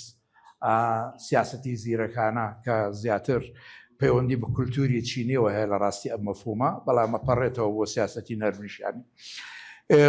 باوە لێگەڕین چونکە ئەمە بوارێکی دەوڵەمەندە بوارێکی گرنگە سپاس کە ناوت هێنا کاک شۆڕش باسی ڕوخانی سۆڤێت و بەسەرهاتی پرۆکسیەکانی سۆڤێت و ئەو ئەحزابانەی کە خۆیان بە سۆڤێت ئەناسان بڵین خۆیان لەگەڵەوە ئەوە کرد کەوتنی ئێران پێما کەوتنێکی تۆتاڵی شیعیزمە بێ لە عالەمە و جارێکی تر ڕسمکردنەوەی خەریتەی شیعیزم و هەڵسانەوەشی ئەم جاریان ناڵێ مستەحیلە بەڵکو ئەستەمە زۆر ئەستەمە ئێمە ئەو دۆخەمان تێپەڕان کە تایە ئیسلام بتوانێت هێزێکی وەکو ئێران بڵین بەرهەم بهێنێت کە هەژمۆنیەکەی لە ڕادە بەدەر بوو لە ڕاستیە ینی لە یەمەنەوە بۆ حەماس بۆ حزبوڵا بۆ سووریا بۆ تەنانەت بۆ شیمالی ئەفریقیا تەنانەت بۆ ڤەنزوێلا و لاتین ئەمریکا تاوێن ئەویشتووە لەبەرەوە کەوتنی ئێران کەوتنێکی زەبەلاحی زۆر گەورە ئەبێت ئەوەشتان بیر دێنمەوە کە کەوتنی ئێران کەوتنی دڵی دووەمی دنیاە لە ڕووی جیۆپۆلیتیکیەوە لە 1993 نووسینێکەیە باسی دوو دڵی دنیاکە دڵی گەورە ئەڵمانیایە لە مستەوای ئەوروپا یورۆئاسیا سەیطرەکردن بەسەر ئەڵمانیا سەیطرەکردن بەسەر یورۆئاسیا بەڵام دڵی دووەمیشان دڵی بچووکتر ئێرانە کەواتە کەوتنی دڵی دووەم کەوتنی دڵی دووەمە لە جیهان دەبێ ئەوش حسابکەین ئێمە یعنی جگە لە مەسلەی شێزمەوان لە ڕووی جیۆپۆلیتیکیەوە کەوتنی ئێران ئەرز هەژێکی زۆر گەورە ئەبێت و مەدایاتەکە ئێمە ناتوانین دیاریکەین ئەتوانین بە هەندێک سیناریۆ باسی بکەین بەڵام بە تەحدید ناتوانین دیاری بکەین من زۆر سپاسانەکەم تەحملتان گرتا ئێستا لەگەڵمانە زۆر سپاس بۆیەوە سپاس بۆ ئازاد بۆ سپاس بۆ کاک تاسین نووسینەکەی دکتۆر بەحسەکە هاتوو کە دەڵێ پەیوەندیەکانی ئێران لەگەڵ چین و رووسیا نەگەیشتووەتە هاوپەیمانی بۆیە ئەمریکا و ئیسرائیل چیەی بەرامبەری بکەن چین و رووسیا هەڵوێستێکی وا تۆند وەرناگرن بەعکسەوە مساومە دەکەن لەسەر هەندێک کەیسی کە لەسەر تایوان لەسەر ئۆرگانی بۆ ئەوەی کە ئیشەکەی ئەمریکا و ئیسرائیل هەر دەڕوە لەمایە من یەک پرسیار لام بەخنە لە کوردێکی لێرە ڕۆژاوا لە هەرێمی کوردستانیش ئەڵێن پەیوەندیەکانمان لەگەڵ غەرب لەگەڵ ئەمریکا لەگەڵ هێز تەحالفینەوەی نەگەیشتووەتە هاوپەیمانی جا لەمایە من ئەو پرسیارەم لادووت وەگەر ئێران نەگەیشت بێتە هاوپەیمانی لەگەڵ ئەو کوردستانە باشە کورد خەتای خۆیەتی کەنیان ئەکتەری نادەوڵەتی هەرەوە خەتای ئەو کارسمان باسی کرد سیستەمی جیهانی ناعادلە نەک بەو معنای جنابی محتەوایەکەی داپێ و مەسلە ڕاسمالی و ڕۆق و ناوەند ئەوانە بەڵکو ناعادلەکەی سیستەمی جیهانی لەوەدایە کە دەوڵەت کڕۆک و ناوەندی سیستەمی جیهانیە ئەو نەتەوەیە کە بێ دەوڵەتە جێگای نییە لەسەر نەخشەی سیستەمی جیهانی و ئەگەر ئێمە لەوشێ هاوپەیمانی بکۆڵینەوە هاوپەیمانی لە نێوانی دوو سەروەریە ئاکرێت یعنی دوو دەوڵەتی خاوەن سەروەریە لە ڕاستیە ئەوجا ئەو دەوڵەتە بچووک بێ بەقەت جیبوتی گەورە بێ بەقەت ئەمریکا سەروەری هەر سەروەریە ئەمەش زۆر جێگای